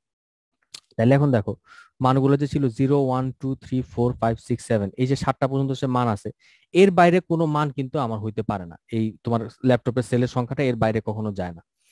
আচ্ছা, তারপরে আরেকটা এক্সাম্পল খেয়াল করো, যে মনে করো একটা দোকানে তোমার ধরো পিজা হাট বা KFC তে তোমরা গেছো কোনো কিছু খাওয়ার জন্য। ওরা অর্ডার নেওয়ার সময় কিন্তু বলে দেয় যে স্যার আমাদের এটা সার্ভ করতে 10 থেকে 15 মিনিট সময় লাগবে, এটা কিন্তু টাইম ওরা বলে দেয়। তো এই টাইমটা ওরা কেমনে বলে? ওরা ওদের এক্সপিরিয়েন্স থেকে বলে, যে ওরা জানে একটা কাস্টমার সার্ভ করতে, তাদের প্রিপেয়ার করতে তাদের মোটামুটি এই সময়টা লাগে। তারপর ধরো যে এই মুহূর্তে ঢাকার টেম্পারেচার কত, ঢাকার কোন একটা পার্টিকুলার জায়গায় টেম্পারেচার কত। তো চেক করতে হলে আমরা আগে থেকে এমনিই বলতে পারি যে টেম্পারেচার কত, কারণ আমরা জানি যে ঢাকার টেম্পারেচার একটা নির্দিষ্ট অ্যামাউন্টের মধ্যেই ঘোরাফেরা করে। তো এখন এই যে বিভিন্ন মানগুলো, এই যে তিনটা এক্সাম্পল আমরা দেখলাম, খেয়াল করে দেখো একটা দিনে কয়টা ল্যাপটপ বিক্রি হবে, এটা কিন্তু ডে টু ডে ভ্যারি করতেছে। একটা ভেরিয়েবলের কনসেপ্টটা কি ছিল, যে যেই ক্যারেক্টারিস্টিক্সটা person to person, object to object fluctuate করে, ভেরি করে, ডিফার করে, সেটাই ছিল আমার ভেরিয়েবল। তারপর সিমিলারলি মনে করো কতক্ষণ সময় লাগতেছে, এটাও একটা ভেরিয়েবল। তো এই টাইপের যে ভেরিয়েবল গুলা, এই ভেরিয়েবল গেলা এই ভেরিয়েবল গুলার বেলায় একটা জিনিস খুব ইন্টারেস্ট, সেটা হচ্ছে কি, যে আমরা এই ভেরিয়েবলের একটা নির্দিষ্ট অবজারভেশনের জন্য মান কত আসতে পারে এটা আমরা আগে থেকেই জানি, কিন্তু অবজারভেশনটা নেওয়ার আগে আমরা কখনো বলতে পারি না যে এই অবজারভেশনটার বেলায় মান এটাই আসবে। যেমন আজকে কয়টা ল্যাপটপ বিক্রি হবে, তুমি ল্যাপটপের ওই ওই ওই সেলসম্যানরে বললে সে তোমার ফার্স্টে বলে দেবে যে আজকে হয় একটাও বিক্রি হবে না, হয় 7টা বিক্রি হবে। কিন্তু আজকে কয়টা বিক্রি হবে এটা দিন শেষ হওয়ার আগে সে বলতে পারবে না, এটা বলা তার পক্ষে সম্ভব না। তবে প্রত্যেকটার জন্য সে একটা অ্যাসোসিয়েটেড প্রবাবিলিটি বলতে পারে, যেমন আজকে একটা বিক্রি হবে না, তার প্রবাবিলিটি হচ্ছে 0.1। আজকে একটা বিক্রি হবে, তার প্রবাবিলিটি হচ্ছে 0.07। দুইটা বিক্রি হবে, তার প্রবাবিলিটি 0.17। 7টা বিক্রি হবে, তার প্রবাবিলিটি হচ্ছে 0.04। এরকম সে একটা প্রবাবিলিটি তোমাদের দিতে পারবে। তো এই টাইপের যে ভেরিয়েবল গুলা, যার সবগুলা পসিবল মান আমরা আগে থেকেই জানি, কিন্তু একটা পার্টিকুলার ট্রায়ালে কোন মানটা আসবে এটা আমরা ইন অ্যাডভান্স বলতে পারি না, এই ভেরিয়েবল গুলাকে আমরা বলি র্যান্ডম ভেরিয়েবল। তো র্যান্ডম ভেরিয়েবলের বেলায় আমরা কি কি জানি, যে আমরা এই সবগুলা মানই আগে থেকে জানি, এবং তার করেসপন্ডিং ওই মানটা আসার প্রবাবিলিটি কত একটা অবজারভেশনের বেলায় সেটাও আমরা জানি, কিন্তু অবজারভেশনটা নেওয়ার আগে আমরা বলতে পারবো না যে এই মানটাই যে এবার আসতেছে। তো কাউসার স্যার তোমাদের যে ভেরিয়েবল পড়েছিল, ভেরিয়েবলের সাথে র্যান্ডম ভেরিয়েবলের পার্থক্যটা কোন জায়গায়? পার্থক্যটা হলো আমরা যখন ইউজুয়াল ভেরিয়েবল নিয়ে কাজ করি সেখানে জাস্ট আমরা জানি যে এই ক্যারেক্টারিস্টিক্সটা পার্সন টু পার্সন ভেরি করতেছে। র্যান্ডম ভেরিয়েবলের বেলায় সেম কনসেপ্ট, যে এখানেও ভেরিয়েবলটার মান পার্সন টু পার্সন ভেরি করতেছে, প্লাস এখানে একটা আনসার্টেনটির ব্যাপার আছে যে এই মানটা একটা নির্দিষ্ট মান আসার প্রবাবিলিটি কত এটাও সাথে দেওয়া আছে। আচ্ছা, তো এই র্যান্ডম ভেরিয়েবল আবার দুই রকম হতে পারে। একটা হচ্ছে ডিসক্রিট র্যান্ডম ভেরিয়েবল, এটা কখন হবে? যদি আমার র্যান্ডম ভেরিয়েবলের স্যাম্পল স্পেসটা ডিসক্রিট হয়। যেমন মনে করো আমাদের যে ল্যাপটপের এক্সাম্পলটা ছিল, হয় একটাও বিক্রি হবে না, অথবা একটা, দুইটা, তিনটা, চারটা, পাঁচটা, ছয়টা, সাতটা পর্যন্ত বিক্রি হবে। ল্যাপটপ তো এরকম না যে একটা ল্যাপটপ তুমি ভাঙা দুই টুকরো করে বিক্রি করলে এটা তুমি অর্ধেক ধরতে পারবে, তা না। ল্যাপটপ তোমার আস্তায় ধরতে হবে, আস্তা একটা ইউনিট তোমার ধরতে হবে। অর্থাৎ এটা কোনো এটা কোনো দশমিক মান না, এটা শুধু একটা আস্তা, একটা পূর্ণ সংখ্যা নেই, ডিসক্রিট একটা ভ্যালু নেই। আর কন্টিনিউয়াস র্যান্ডম ভেরিয়েবল কখন হবে? যদি আমাদের র্যান্ডম ভেরিয়েবলটা একটা কন্টিনিউয়াস স্যাম্পল স্পেসের উপরে যে কোনো মান নিতে পারে, তখন আমরা তাকে বলি কন্টিনিউয়াস র্যান্ডম ভেরিয়েবল। আচ্ছা, তো এখানে দেখো এক্সাম্পলটা আমরা কি, আমরা মনে করো আমাদের যে টাইমের এক্সাম্পলটা ছিল, যে আমাদের করতে, তোমাদের সার্ভ করতে কতক্ষণ লাগতেছে একজন সেলসম্যানের, এটা একটা কন্টিনিউয়াস র্যান্ডম ভেরিয়েবল এক্সাম্পল, কারণ সময় দশমিক সময় যে কোনো মান নিতে পারে, সময় সবসময় কন্টিনিউয়াস, সময় কখনো ডিসক্রিট কোনো মান নেয় না। অথবা আমাদের ওই যে এই মুহূর্তে টেম্পারেচার কত, টেম্পারেচারও কিন্তু কন্টিনিউয়াস, সে একটা রেঞ্জের মধ্যে দশমিক সহ যে কোনো মান নিতে পারে, এটাও একটা কন্টিনিউয়াস র্যান্ডম ভেরিয়েবলের এক্সাম্পল। আচ্ছা, কাউসার স্যার তোমাদেরকে ফ্রিকোয়েন্সি ডিস্ট্রিবিউশন বলে একটা জিনিস পড়েছিল, সেখানে আমরা কি, কাউসার স্যার কি করছিল, যে আমাদের ভেরিয়েবল গুলো সবগুলো পসিবল মান এবং তার করেসপন্ডিং যে প্রবাবিলিটি, করেসপন্ডিং যে নাম্বার অফ অবজারভেশন, সেটাকে উনি একটা টেবিলের সাহায্যে প্রকাশ করছিল, অথবা এটাকে উনি গ্রাফিক্যালিও প্রকাশ করছিল। তো ওই টেবুলার আকারে যে প্রকাশ করছিল ওইটাকে উনি বলছিলেন যে ওটা হচ্ছে একটা ফ্রিকোয়েন্সি ডিস্ট্রিবিউশন। এখানে আমরা ভেরিয়েবলের সবগুলা পসিবল মান এবং করেসপন্ডিং ফ্রিকোয়েন্সি বা নাম্বার অফ অবজারভেশনটাকে প্রকাশ করতেছি। র্যান্ডম ভেরিয়েবলের বেলায় আমরা যেটা করি, মনে করো আমাদের এই ভেরিয়েবলের র্যান্ডম ভেরিয়েবলের পসিবল মানগুলো এবং প্রত্যেকটা মানের এগেনস্টে যে প্রবাবিলিটিটা আছে, যেমন আমরা এখানে যে প্রবাবিলিটিটা দেখছি, এই প্রবাবিলিটি গুলাকে যদি এরকম একটা গ্রাফের সাহায্যে অথবা একটা টেবিলের সাহায্যে যদি প্রকাশ করো, তাহলে আমরা যে ডিস্ট্রিবিউশনটা পাই সেটাকে আমরা বলি প্রবাবিলিটি ডিস্ট্রিবিউশন। তাহলে ফ্রিকোয়েন্সি ডিস্ট্রিবিউশন আর প্রবাবিলিটি ডিস্ট্রিবিউশনের মধ্যে পার্থক্য কি? মেন পার্থক্যটা হলো যে আমরা ফ্রিকোয়েন্সি ডিস্ট্রিবিউশন যে কোনো ভেরিয়েবলের জন্য করতে পারি, কিন্তু প্রবাবিলিটি ডিস্ট্রিবিউশনটা হয় শুধুমাত্র র্যান্ডম ভেরিয়েবলের জন্য। ফ্রিকোয়েন্সি ডিস্ট্রিবিউশনে আমরা দেখাই যে এই ভেরিয়েবলের প্রত্যেকটা মানের এগেইনস্টে কয়টা করে অবজারভেশন আছে, কয়টা ফ্রিকোয়েন্সি আছে, কিন্তু প্রবাবিলিটি ডিস্ট্রিবিউশনে আমরা সেটা দেখাই না, আমরা দেখাই এটার এগেইনস্টে প্রবাবিলিটিটা কত। আচ্ছা, তো এরপরে আমরা আমাদের ওই প্রবাবিলিটি এক্সিওম গুলো আরেকবার খেয়াল করো। আমাদের স্যাম্পল স্পেসের বেলায় আমরা বলছিলাম, একটা স্যাম্পল স্পেস এস এর জন্য বলছিলাম যে তার যে কোনো একটা ইভেন্ট এর প্রবাবিলিটি সেটা হবে সবসময় নন নেগেটিভ, পুরা স্যাম্পল স্পেসের উপর প্রবাবিলিটি হচ্ছে 1। আর দুইটা মিউচুয়ালি এক্সক্লুসিভ ইভেন্ট এ আর বি এর জন্য এই শর্তটা সে ফুলফিল করে। তো এখন দেখো এটারে ইউজ করে আমরা ফার্দার আরো সামনের দিকের সংজ্ঞা আমরা আরো বড় বড় ডেফিনেশন নিয়ে আসবো। যেমন ফার্স্টে আসো তোমার ডিসক্রিট প্রবাবিলিটি ডিস্ট্রিবিউশন। আচ্ছা, এখানে আমি অনেক কথা ম্যাথমেটিক্যালি লিখে রাখছি, তোমাদের দিয়েও উঠাইছি। ডিসক্রিট প্রবাবিলিটি ডিস্ট্রিবিউশন জিনিসটা কি? একটা র্যান্ডম ভেরিয়েবল এক্স যদি ডিসক্রিট হয়, একটা ডিসক্রিট র্যান্ডম ভেরিয়েবল এক্স এর জন্য যে ডিস্ট্রিবিউশন, তাকে আমরা বলতেছি একটা ডিসক্রিট ডিস্ট্রিবিউশন। আমি আবার বলতেছি, একটা ডিসক্রিট র্যান্ডম ভেরিয়েবল এক্স এর জন্য যে ডিস্ট্রিবিউশন, তাকে আমরা বলতেছি ডিসক্রিট প্রবাবিলিটি ডিস্ট্রিবিউশন। তো এটাকে ফর্মালি ডিফাইন করার জন্য আমরা এখন একটা নতুন ফাংশন নিয়ে আসছি, যেটাকে আমরা বলতেছি প্রবাবিলিটি ম্যাথ ফাংশন। আবার কেউ কোনো জায়গায় দেখবা প্রবাবিলিটি ফাংশনও বলা আছে, প্রবাবিলিটি ডেনসিটি ফাংশনও বলা আছে। তো এই ফাংশনটাকে প্রকাশ করা হয় এফ অফ এক্স দিয়ে। এটা সমান সমান, আমরা এটা ডেফিনেশনটা হলো যে আমরা এটাতে যদি আমাদের র্যান্ডম ভেরিয়েবল এক্স যেটা আছে তার বিভিন্ন মান বসাই, সে করবে কি ওই মানটার জন্য করেসপন্ডিং প্রবাবিলিটি কত এটা সে আমাদেরকে বাই করে দিবে। এই জন্য আমরা এটাকে বলতেছি একটা প্রবাবিলিটি ম্যাথ ফাংশন। খেয়াল রাখো, আমরা যখন নাকি ডিসক্রিট র্যান্ডম ভেরিয়েবলের জন্য ডিসক্রিট ডিস্ট্রিবিউশন নিয়ে কাজ করতেছি, তখন আমরা এফএক্স এ বলতেছি প্রবাবিলিটি ম্যাথ ফাংশন। তো এই প্রবাবিলিটি ম্যাথ ফাংশনের কাজটা কি? এটার মধ্যে আমরা এক্স এর বিভিন্ন মান যখন ড্রপ করব, সে আমার করেসপন্ডিং প্রবাবিলিটিটা দিবে। তো এটাও আমার ওই এক্সিওমেট্রিক অ্যাপ্রোচের শর্তগুলো এও মাইনা চলে। কিরকম? যে আমাদের ফাংশন অফ এক্স এর যে মানটা, এটা অবশ্যই নন নেগেটিভ হবে। আমরা যদি ফাংশন অফ এক্স এর উপরে, আমরা যদি এক্স এর রেঞ্জের উপরে ফাংশন অফ এক্স সাম নেই, তাহলে মানটা 1 আসবে। আর ফাইনালি আমরা বলতেছি আমাদের ওই পুরান ডেফিনেশনটা, আমরা এখানে এক্স এর যে কোনো মান রে যদি আমরা এই ফাংশনটার মধ্যে বসাই তাহলে সে আমাদের তার করেসপন্ডিং প্রবাবিলিটি কত এটা সে আমাদেরকে দিবে। এটাই হলো তার ডেফিনেশনটা। আচ্ছা, এরপরে তোমরা ক্লাসে একটা ম্যাথ করছিলে, ম্যাথটা কিরকম ছিল, আমাদের একটা ফাংশন দেওয়া ছিল, দিয়ে বলছে যে এই ফাংশনগুলো প্রবাবিলিটি ফাংশন কিনা চেক করতে বলছে। আচ্ছা, তো এখানে যে ফাংশনটা দেওয়া আছে এখানে বলা আছে যে এই এক্স যে র্যান্ডম ভেরিয়েবলটা সে মান নেয় 4টা, 0 1 2 3। তো এটার জন্য চেক করতে বলছে এই ফাংশন অফ এক্সটা একটা প্রবাবিলিটি ফাংশন কিনা। আচ্ছা, তাহলে আমি যদি এটা লিখে ফেলি, আমাদের এখানে ফাংশন অফ এক্স এটা সমান সমান হচ্ছে 2x minus 1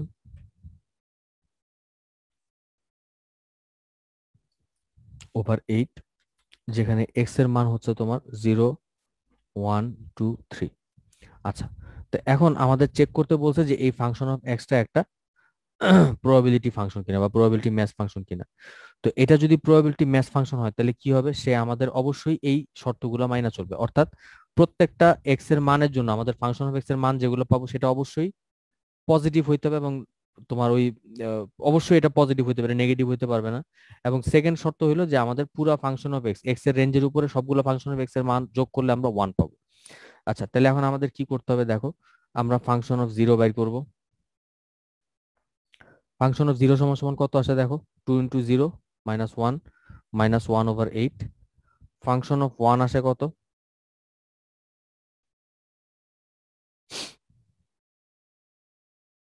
ফাংশন অফ 1 আসে 2 - 1 মানে 1/8। হ্যাঁ ঠিক আছে।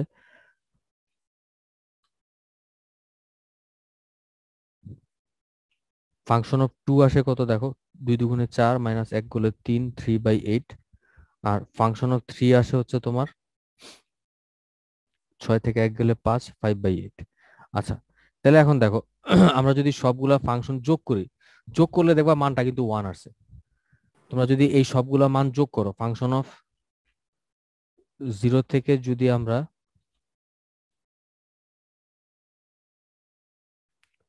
সবগুলা মান যোগ করি তাহলে দেখবো যে মানটা 1 আসে।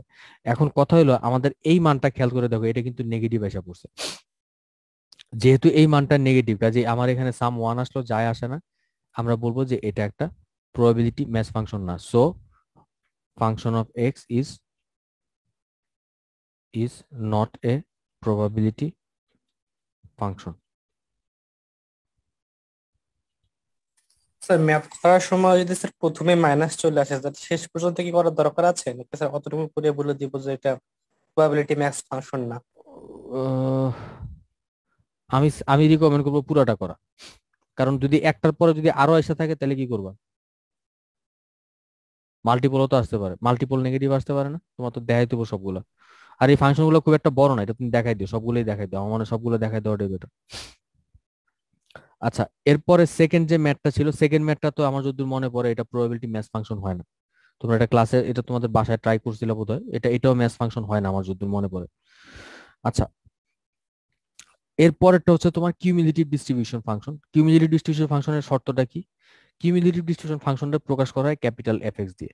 এর কাজ কি, এর কাজ হলো গিয়া আমাদের এই স্মল এফ এক্স যেগুলো আছে, এই স্মল এফ এক্স এর মানগুলো যোগ করাই হলো গিয়ে এটার কাজ। এর কাজ হলো তোমার কিউমুলেটিভ মানে যোগফলটা বের করা।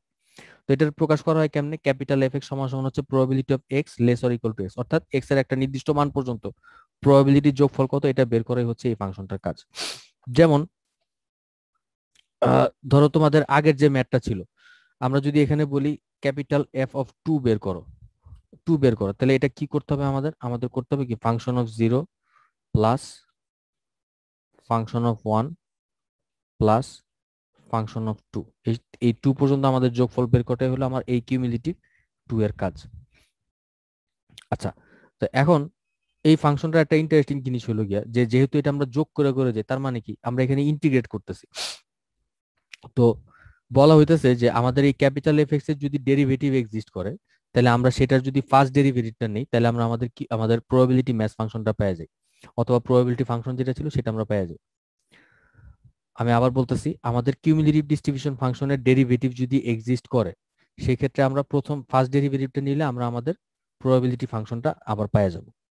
আচ্ছা, তো প্রবাবিলিটি কিউমুলেটিভ ডিস্ট্রিবিউশন ফাংশনের দুইটা প্রপার্টিজ আছে। প্রথম প্রপার্টিজটা হলো যে আমাদের এই ক্যাপিটাল এফএক্সটা সবসময় একটা মনোটোনিক্যালি ইনক্রিজিং ফাংশন হবে। কারণ কি?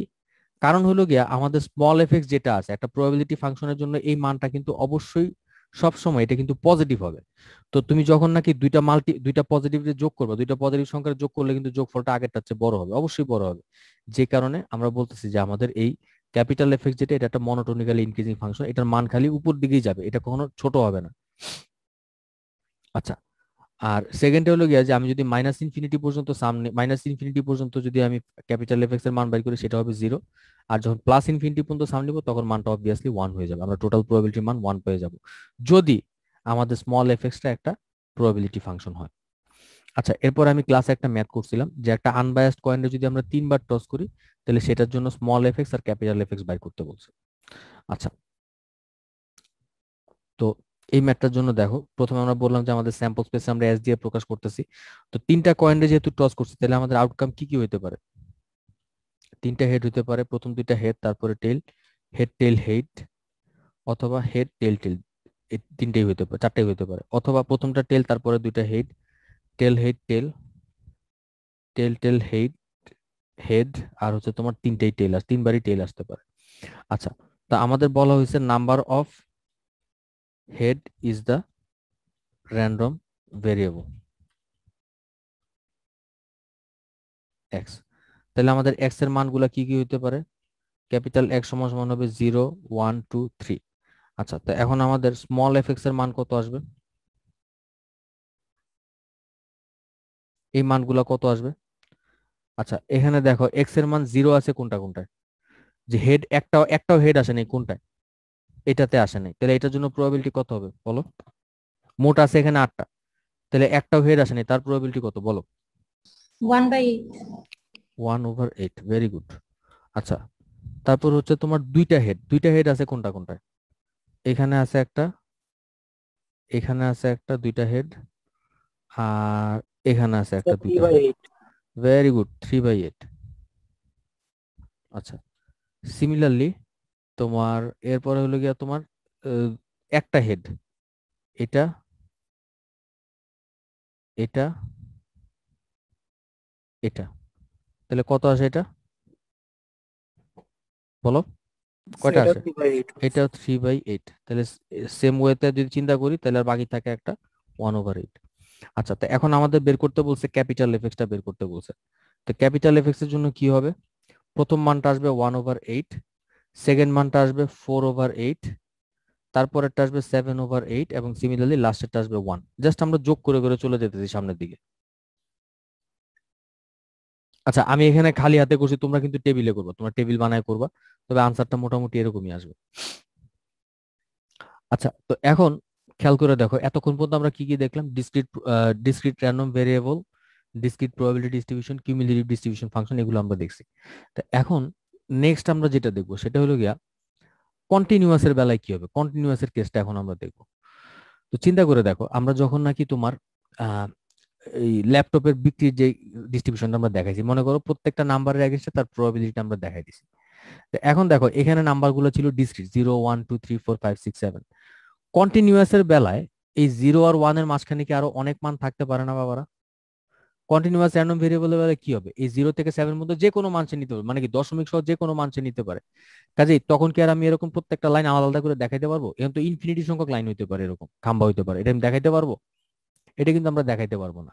তো কন্টিনিউয়াস এর বেলায় আমরা কি করি? আমরা তখন করি কি, একটা গ্রাফের সাহায্যে, একটা লাইনের সাহায্যে আমরা আমাদের কন্টিনিউয়াস একটা লাইনের সাহায্যে আমরা আমাদের প্রবাবিলিটি প্রকাশ করি। ফর এক্সাম্পল, এখানে আমরা কি করছি, তোমার স্টুডেন্টদের আইকিউ 40 থেকে 160 এর মধ্যে থাকবে আইকিউ স্কোর, সেটা একটা লাইনের সাহায্যে আমরা প্রকাশ করছি।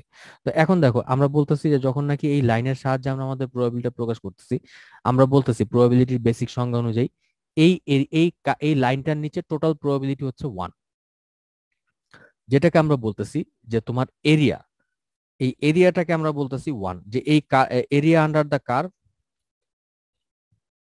এটা হচ্ছে তোমার প্রবাবিলিটি, এটা হচ্ছে তোমার ইকুইভ্যালেন্ট টু প্রবাবিলিটি 1।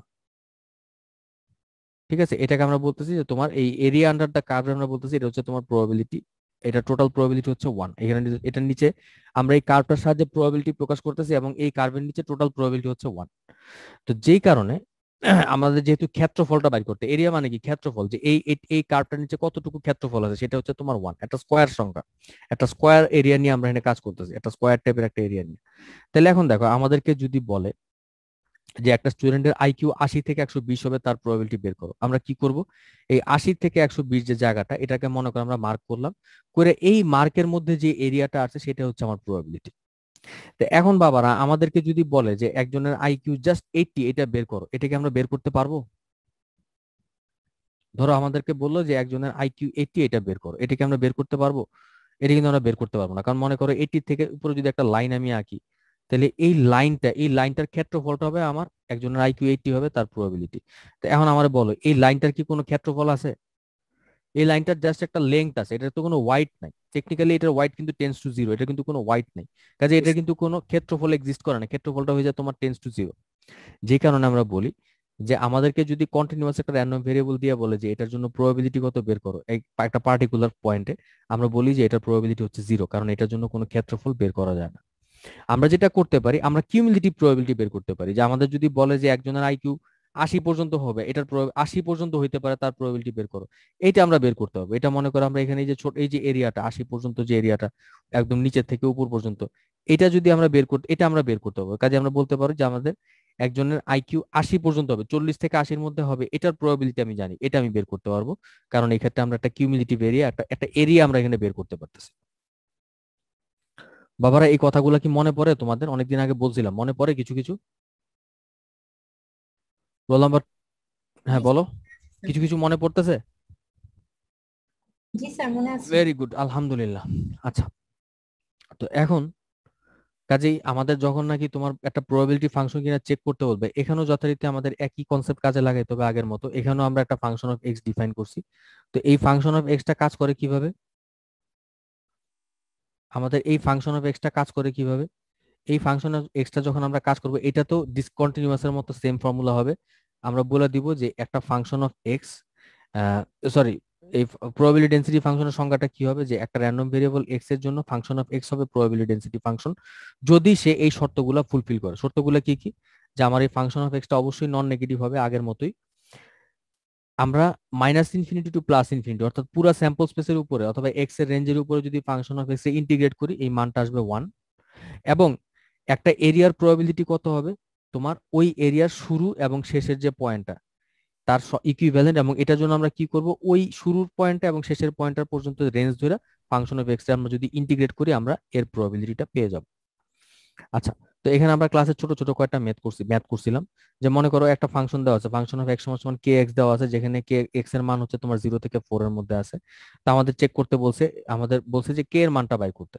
তা আমরা কি করব, আমরা এটা ইন্টিগ্রেট করব, ইন্টিগ্রেট করলে আমরা আমাদের কে এর মানটা পাওয়া যাব। তো দেখো এখানে কিন্তু আমাদের বলা আছে যে তোমার এটা একটা কন্টিনিউয়াস ফাংশন, এটা কিন্তু বলাই আছে যে এটা একটা কন্টিনিউয়াস ডেনসিটি ফাংশন। তো আমরা কি করব, আমরা জানি যে এটাকে যদি আমরা এক্স এর রেঞ্জের মধ্যে ইন্টিগ্রেট করি, এই মানটা সমান সমান হচ্ছে তোমার 1। আচ্ছা, তাহলে এখন ইন্টিগ্রেট যে করতেছি, ইন্টিগ্রেটের রেঞ্জটা কত থেকে কত? রেঞ্জটা আছে তোমার 0 থেকে 4, কে এক্স ডিএক্স হচ্ছে অপারেটর দিয়ে দিলাম বাইরে, অপারেটর, এটা সমান সমান হচ্ছে 1। আচ্ছা, কে রে বাইর করে নিয়ে আসলাম, এক্স এ যদি ইন্টিগ্রেট করি মানটা হবে তোমার এক্স স্কোয়ার বাই 2,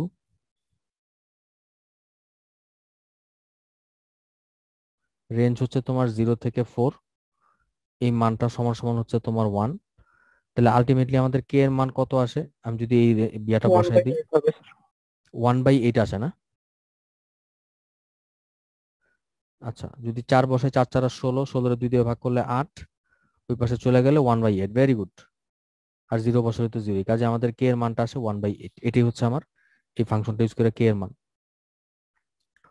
আচ্ছা, তো এরপরে যেটা ম্যাথমেটিক্যাল এক্সপেকটেশন, এটা এটা আমি দেখি, এটা করে ছেড়ে দিব, এটার পর আমি আজকে যাব না, তাহলে 2 ঘন্টা আমি এখানেই শেষ করে দিই। ওকে লেডিজ এন্ড জেন্টলম্যান, ম্যাথমেটিক্যাল এক্সপেকটেশনের টপিকটা কি? এটা হলো গিয়া কাউসার স্যার তোমাদেরকে একটা ভেরিয়েবলের জন্য মিন বের করা শিখেছিল, এভারেজ বের করা শিখেছিল। এভারেজ আমরা কেমনে বের করি, সবগুলো মান যোগ করে সেটা দিয়ে ভাগ করে দিই। তো র্যান্ডম ভেরিয়েবল একটা ভেরিয়েবল, এটা স্পেশাল টাইপের ভেরিয়েবল, এখানে ভেরিয়েবলের সবগুলো মানের সাথে করেসপন্ডিং প্রবাবিলিটি দেওয়া আছে। তো একটা র্যান্ডম ভেরিয়েবলের জন্য মিন বের করার যে প্রসিডিওর সেটাকে আমরা বলি ম্যাথমেটিক্যাল এক্সপেকটেশন। এটা বাইর করার ফর্মুলাটা কি, এটাকে আমরা প্রকাশ করতেছি এক্সপেক্টেড ভ্যালু অফ এক্স দিয়ে, ই অফ এক্স দিয়ে। এটার মানে হচ্ছে তোমার expectation, expected value of x, E of x অথবা মিন অফ এক্স, তুমি যেটা ইচ্ছা বলতে পারো। এটার ফর্মুলাটা কি, যদি ডিসক্রিট র্যান্ডম ভেরিয়েবল হয় তাহলে হবে xi into P of xi, মানে প্রত্যেকটা মানের সাথে তার করেসপন্ডিং প্রবাবিলিটি গুণফল। আর যদি এক্স কন্টিনিউয়াস হয় তাহলে কি হবে, এক্সপেক্টেড ভ্যালু অফ এক্স এর ফর্মুলা হবে আমার এক্স এর রেঞ্জের উপরে X into f X dx, যদি গুণ করি করে ইন্টিগ্রেট করি তাহলে আমরা আমাদের এই মিনটা পেয়ে যাব। একটা জিনিস খেয়াল রেখো বাবারা, এই এক্সপেক্টেড ভ্যালু অফ এক্স এর যে মানটা এটা কিন্তু আমার র্যান্ডম ভেরিয়েবলের মিনের মান।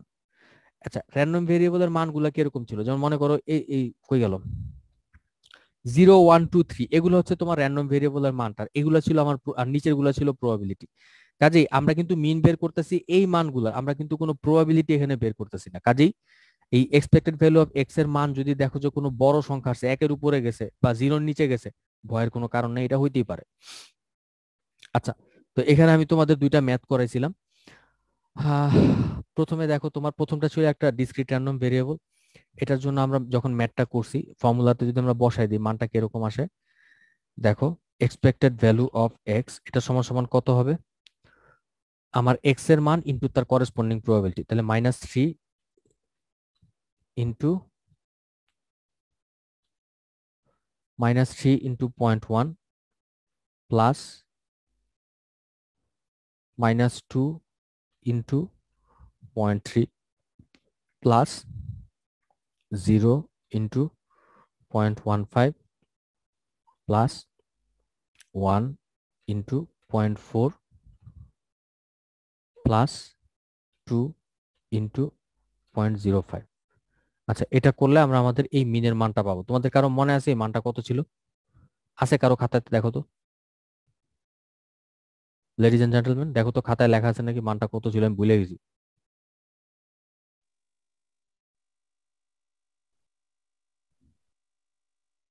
ইরশাদ জাহান, আছে তোমার খাতায়?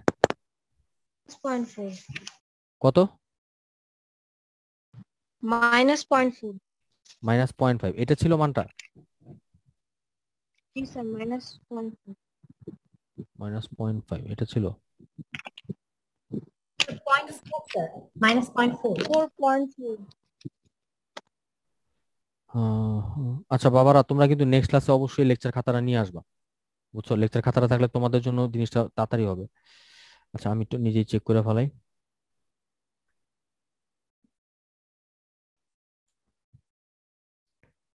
টু ইন্টু, আচ্ছা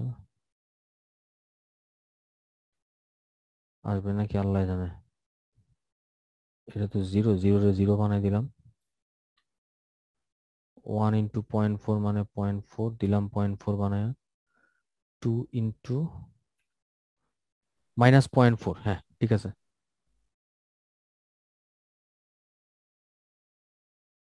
এই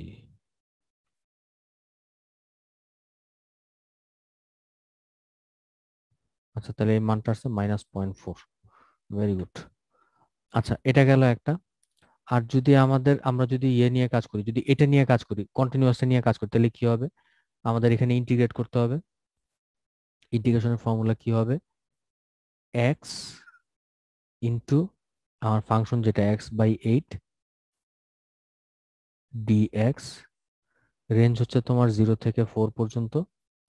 আচ্ছা, এটা করলে যা আসে, তো এখন 8টারে বাইরে নিয়ে আসো, 1/8 x² ইন্টিগ্রেট করলে কি হয়, x³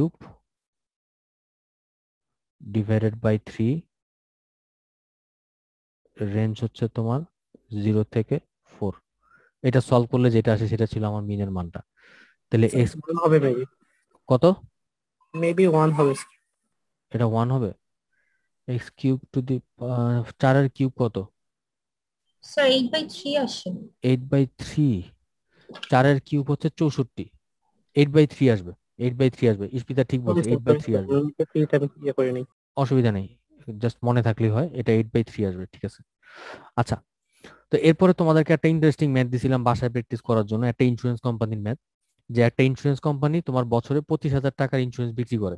তো 25 বছর বয়সের একটা লোকের জন্য তার প্রিমিয়াম হচ্ছে তোমার 2500 টাকা, অর্থাৎ সে যদি 2500 টাকা দিয়ে একটা ইন্স্যুরেন্স কিনে এবং আগামী 1 বছরের মধ্যে যদি সে মারা যায় তাহলে তার ফ্যামিলি বা তার নমিনি 25,000 টাকা পাবে। তো এখন বলছে যে তোমার 25 বছর বয়স্ক একটা লোকের আগামী 1 বছর বাইচে থাকার প্রবাবিলিটি হচ্ছে 0.97। তাহলে এখন আমার কোম্পানির এক্সপেক্টেড গেইন কত, এটা লাভ হবে না লস হবে সেটা আমাকে বের করতে বলছে। আচ্ছা, তাহলে এখন দেখো আমাদের এখানে এই কোম্পানিটার তাহলে অরিজিনাল মানগুলো কত হইতে পারে, লাভ হবে না লস হবে, এই মানটা কত হইতে পারে।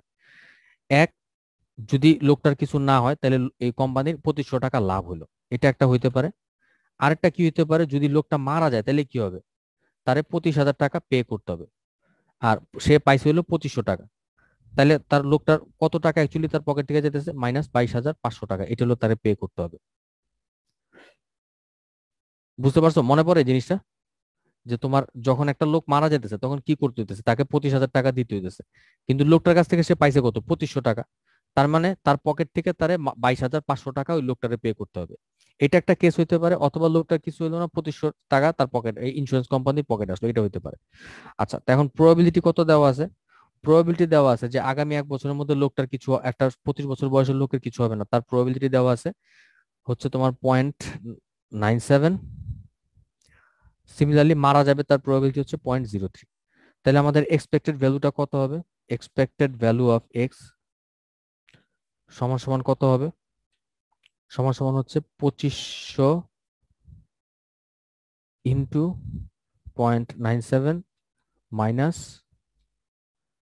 22,500 ইন্টু 0.03।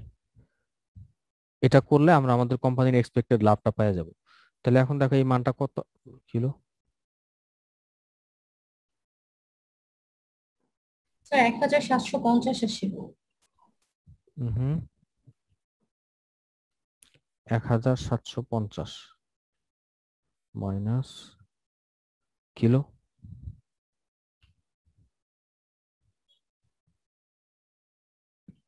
-0.97। স্যার আপনি 25,000 দিচ্ছেন স্যার, 25,000 25 দিয়ে হবে দিতেছে।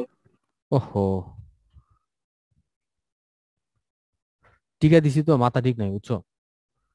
তাহলে দেখো এখানে মানটা আসছে +1750, এটা আসছে না দেখো তো, 1750 আসছিল। জি স্যার। আচ্ছা, তাহলে এখন দেখো এটার আগে সাইন কি, প্লাস না মাইনাস, স্যার প্লাস। প্লাস। তাহলে আমার কি হবে, এই কোম্পানির প্রফিট কি হবে, তাহলে so the company May gain 1,750 টাকা ফর দ্যাট পার্সন। আর এই মানটা যদি তোমার নেগেটিভ আসে তাহলে বলতাম যে the company will love, the company may loss 1,750 টাকা। যদি প্লাস আছে তাহলে গেইন, আর যদি মাইনাস আছে তাহলে লস। আচ্ছা, এটা ছিল একটা এক্সাম্পল।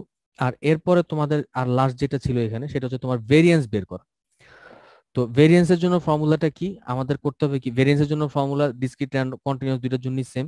এটা হচ্ছে তোমার expected value of x square minus আমার মিনের মান যেটা আছে তার হোল স্কোয়ার। তো expected value of x square বের করার ফর্মুলাটা কি, আমাদের এখানে সামের মধ্যে এক্স এর মানগুলোর স্কোয়ার করে প্রবাবিলিটি দিয়ে গুণ করতে হবে, আর এখানে কন্টিনিউয়াসের বেলায় এক্স স্কোয়ার দিয়ে ফাংশন অফ এক্স এ গুণ করে এটার ইন্টিগ্রেট করতে হবে। আচ্ছা, তো এখানে তার মানে কি হবে, যে ধরো আমার এখানে যে মানগুলো ছিল এই -3 এর উপরে স্কোয়ার হবে, -2 এর উপরে স্কোয়ার হবে, 0 স্কোয়ার 1 স্কোয়ার, যদি যখন নাকি আমরা এক্সপেক্টেড ভ্যালু অফ এক্স স্কোয়ারটা বের করতেছি, আর যখন নাকি আমরা ইন্টিগ্রেট করতেছি তখন তো এই যে তোমার এক্স স্কোয়ার দিয়ে ফাংশন অফ এক্স এ গুণ করে করতেছি। এটা আমার যদি মনে পড়ে তোমাদের কোনো প্রবলেম হয় না এবং তোমাদের তখন পারছিলা, পারা যাবে না ইনশাল্লাহ এবারও। ইনশাআল্লাহ স্যার। আচ্ছা, যদি পারা যায় তাহলে আমি এক কাজ করি, আমার হাতে আর 8 মিনিট সময় আছে, 8 মিনিট আমি ডিস্ট্রিবিউশন শেষ করতে পারবো না, আমি আজকের ক্লাসটা এখানেই শেষ করে দিই। তাহলে তোমরা চাইতেছো পরের ক্লাসটাও 2 ঘন্টার করতে নাকি, তাহলে পরের ক্লাসটা 2 ঘন্টা করলে আর একটা 1 ঘন্টার ক্লাস করলে হয়তো শেষ হয়ে যাবে ইনশাল্লাহ। জি স্যার। ঠিক আছে। আচ্ছা, তাহলে আমি তোমাদের সিআরদের সাথে কথা বলবো যে আগামী শনিবার দিন ক্লাস করতে পারে কিনা, আমার সোমবার দিন একটু সমস্যা আছে, চেষ্টা করবো শনিবার দিন ক্লাসটা করানো যায় কিনা। ঠিক আছে বাবারা। জি স্যার। স্যার একটা কোশ্চেন ছিল স্যার, মানে হ্যাঁ, এই যে দুটো চ্যাপ্টার পড়াইলেন স্যার, এই দুটো চ্যাপ্টার রিলেটেড ম্যাথ স্যার কোথা থেকে প্র্যাকটিস করবো স্যার, আপনার এটা একটু আমাকে আচ্ছা যদি বলে দিতেন স্যার। আচ্ছা, আমি তো তোমাদেরকে ম্যাথ কিছু দিছিলাম প্র্যাকটিস করতে, অনেকগুলো ম্যাথ দিছিলাম একসাথে, দিইনি? 12-14টা ম্যাথ ছিল বোধহয় ডিস্ট্রিবিউশন সহ, একটা বড় একটা শীট দিছিলাম না একসাথে অনেকগুলো ম্যাথ প্র্যাকটিস করতে, দিছিলাম তো মনে হয়, দিইনি? আমার আসলে মনে নাই স্যার দিছিলেন কিনা। মনে নাই, দেওয়ার তো কথা। L2T1 অ্যাসাইনমেন্ট তো দেওয়ার কথা আমার। L2T1 2020, হ্যাঁ এই যে দিছি তো, এই যে YM TM রে দিছি। তোমরা এটা করছিল তো এগুলো, এই যে প্রথম 7টা ম্যাথ তোমার ওই যে স্লাইডের মধ্যে ছিল, দিই নাই এগুলো? স্যার স্যার অ্যাসাইনমেন্টে ফার্স্টে দিছিলেন 7টা স্যার। অ্যাসাইনমেন্ট ছিল। ও 7টার পরে আর দেইনি। না স্যার। আচ্ছা, তাহলে 7টার পরে যদি আর না দেওয়া থাকে তাহলে তোমরা এক কাজ করতে পারো, আমি তোমাদের শর্টকাট শিখিয়ে দিই। শর্টকাট হলো গিয়া, তোমরা কি কোনো রেফারেন্স বই কিনছো? কোনো স্যার বই কি তোমরা কিনছো? এসেছে স্যার, না স্যার বই কেনা স্যার হয়নি। নুরুল ইসলাম স্যার একটা আচ্ছা, নুরুল এটা ইসলামের হচ্ছে বইটা যদি, অনলাইনে পাওয়া যায় না। নুরুল ইসলামের বইটা অনলাইনে পাওয়া যায় কিনা আমার ঠিক খেয়াল নাই। এটা পাওয়া যায় না স্যার পাওয়া বাংলা। যাওয়ার কথা না, পাওয়া না গেলে তোমার তাহলে ওই যে নীল খেতে গেলে বাবা, অথবা এই প্রথম বইটা আর লাস্টের বইটা, এই দুইটা বই কিন্তু ইন্টারনেটে আছে, তোমরা ইন্টারনেট থেকে নামায় এখানে তোমরা প্র্যাকটিস গুলো করতে পারো। আমি যে ফর্মুলা গুলো দিয়ে ম্যাথ গুলো করেছি, এই সেম ফর্মুলার ম্যাথ এই বইগুলো তো পাবা, এখান থেকে তোমরা প্র্যাকটিস করতে পারো। আর সবগুলো করবো স্যার? অবশ্যই, অবশ্যই সবগুলা করবো না, তোমার মাথা খারাপ না আমার মাথা খারাপ? তুমি যে কটা করতে ইচ্ছা করে তুমি করবা, তুমি ম্যাথ করতে চাইছো, আমি তোমার ম্যাথ দেখাইলাম, এখন তোমার ইচ্ছা তুমি করবা কিনা, যে কয়টা জি করতে পারো। স্যার, এটাই স্যার, মানে হচ্ছে কয়টা করলে আমাদের বেসিকটা ক্লিয়ার হয়ে যেতে হবে, ওইটা করলে তো হয়। এটা সম্পূর্ণ তোমাদের উপরে, এটা হ্যাঁ জি সম্পূর্ণ স্যার। তোমাদের উপরে যে তুমি কয়টা করতে চাও। আমি তোমাদের রেফারেন্স দিলাম এখন এই জন্যই যে তোমরা কে কয়টা করতে চাও, যদি করতে চাও আর কি। ওকে, তাহলে আচ্ছা আমি স্যার, তোমাদের, মানে হচ্ছে আমাদের নেক্সট দুইটা ক্লাস স্যার, একটা 2 আওয়ার একটা 1 আওয়ার না করে স্যার 1.5 আওয়ার করে নেওয়া যায় না স্যার? 1.5 ঘন্টা করে করতে চাও? হ্যাঁ জি স্যার, কারণ হচ্ছে সেক্ষেত্রে তো 3 ঘন্টাই হয় আর কি। এখানে বাকি আছে হচ্ছে ডিস্ট্রিবিউশন। ঠিক আছে, তাহলে 1.5 ঘন্টা করে দুইটা ক্লাস নেই। জি স্যার, থ্যাংক ইউ কিন্তু স্যার। ক্লাসের টাইমটা আমি সিআরদের সাথে কথা বলে আমি ঠিক করবো, যে এদের শনিবার আমি চেষ্টা করবো শনিবার দিন 1.5 ঘন্টা একটা ক্লাস নিতে। আমার সোমবার দিন একটু সমস্যা হতে পারে, তো আমি চেষ্টা করব শনিবার দিন একটা ক্লাস নিতে। আর মানে আমি চাইতেছি আসলে আগামী সপ্তাহের মধ্যে তোমাদের সাথে কাজ শেষ করে ফেলতে, বুঝছো? আগামী সপ্তাহ পরে আমি আর কাজ রাখতে চাইতেছি না। তারপরে যদি যেহেতু তোমাদের সমস্যা, আমি চেষ্টা করবো তোমার 2টা সপ্তাহে মানে 1.5 ঘন্টা করে 2টা ক্লাস নিয়ে শেষ করতে। এটাই তো চাইতেছো, এটাই হবে ইনশাল্লাহ। জি স্যার, ধন্যবাদ। ওকে, তাহলে আজকে এখানেই শেষ করতেছি। আর মিস্টার শাহরুজ, আমি তোমার তোমার আইডিটা কত জানি? স্যার আইডিন 15 স্যার, 15। আইডিন 15। আমি তোমার সলভটা আমার কাছেও থাকার কথা, আমি একটু দেখি। আর তুমি এক কাজ করো, তোমার সলভটা আমার একটু মেইলে আরেকবার পাঠাও, আমি আরেকবার চেক করে দেখি। স্যার ওই একটাতে প্রবলেম স্যার আর কি। হ্যাঁ ওইটাই, তুমি তাহলে 6 নাম্বার ম্যাটটা তো তুমি আমার একটু আরেকবার ফরওয়ার্ড করে দাও, আমি একবার চেক করে দেখি। স্যার পিডিএফ মানে ইয়ার ছবি আকারে দিয়ে দেবো স্যার? আমি তোমার যেই ফাইলটা ব্যাক করছি তুমি ওই ফাইলটাই দিয়ে দাও, বা আচ্ছা ওই স্যার। ওই ফাইলটাই দিয়ে দাও, তাহলে আমি বুঝতে পারবো যে কি কি সমস্যা হয়েছে। ওকে, তাহলে ইনশাল্লাহ আগামী সপ্তাহে আবার দেখা হবে। হ্যাঁ, ভালো থেকো। আল্লাহ হাফিজ। আসসালামু আলাইকুম স্যার। ওয়ালাইকুম আসসালাম।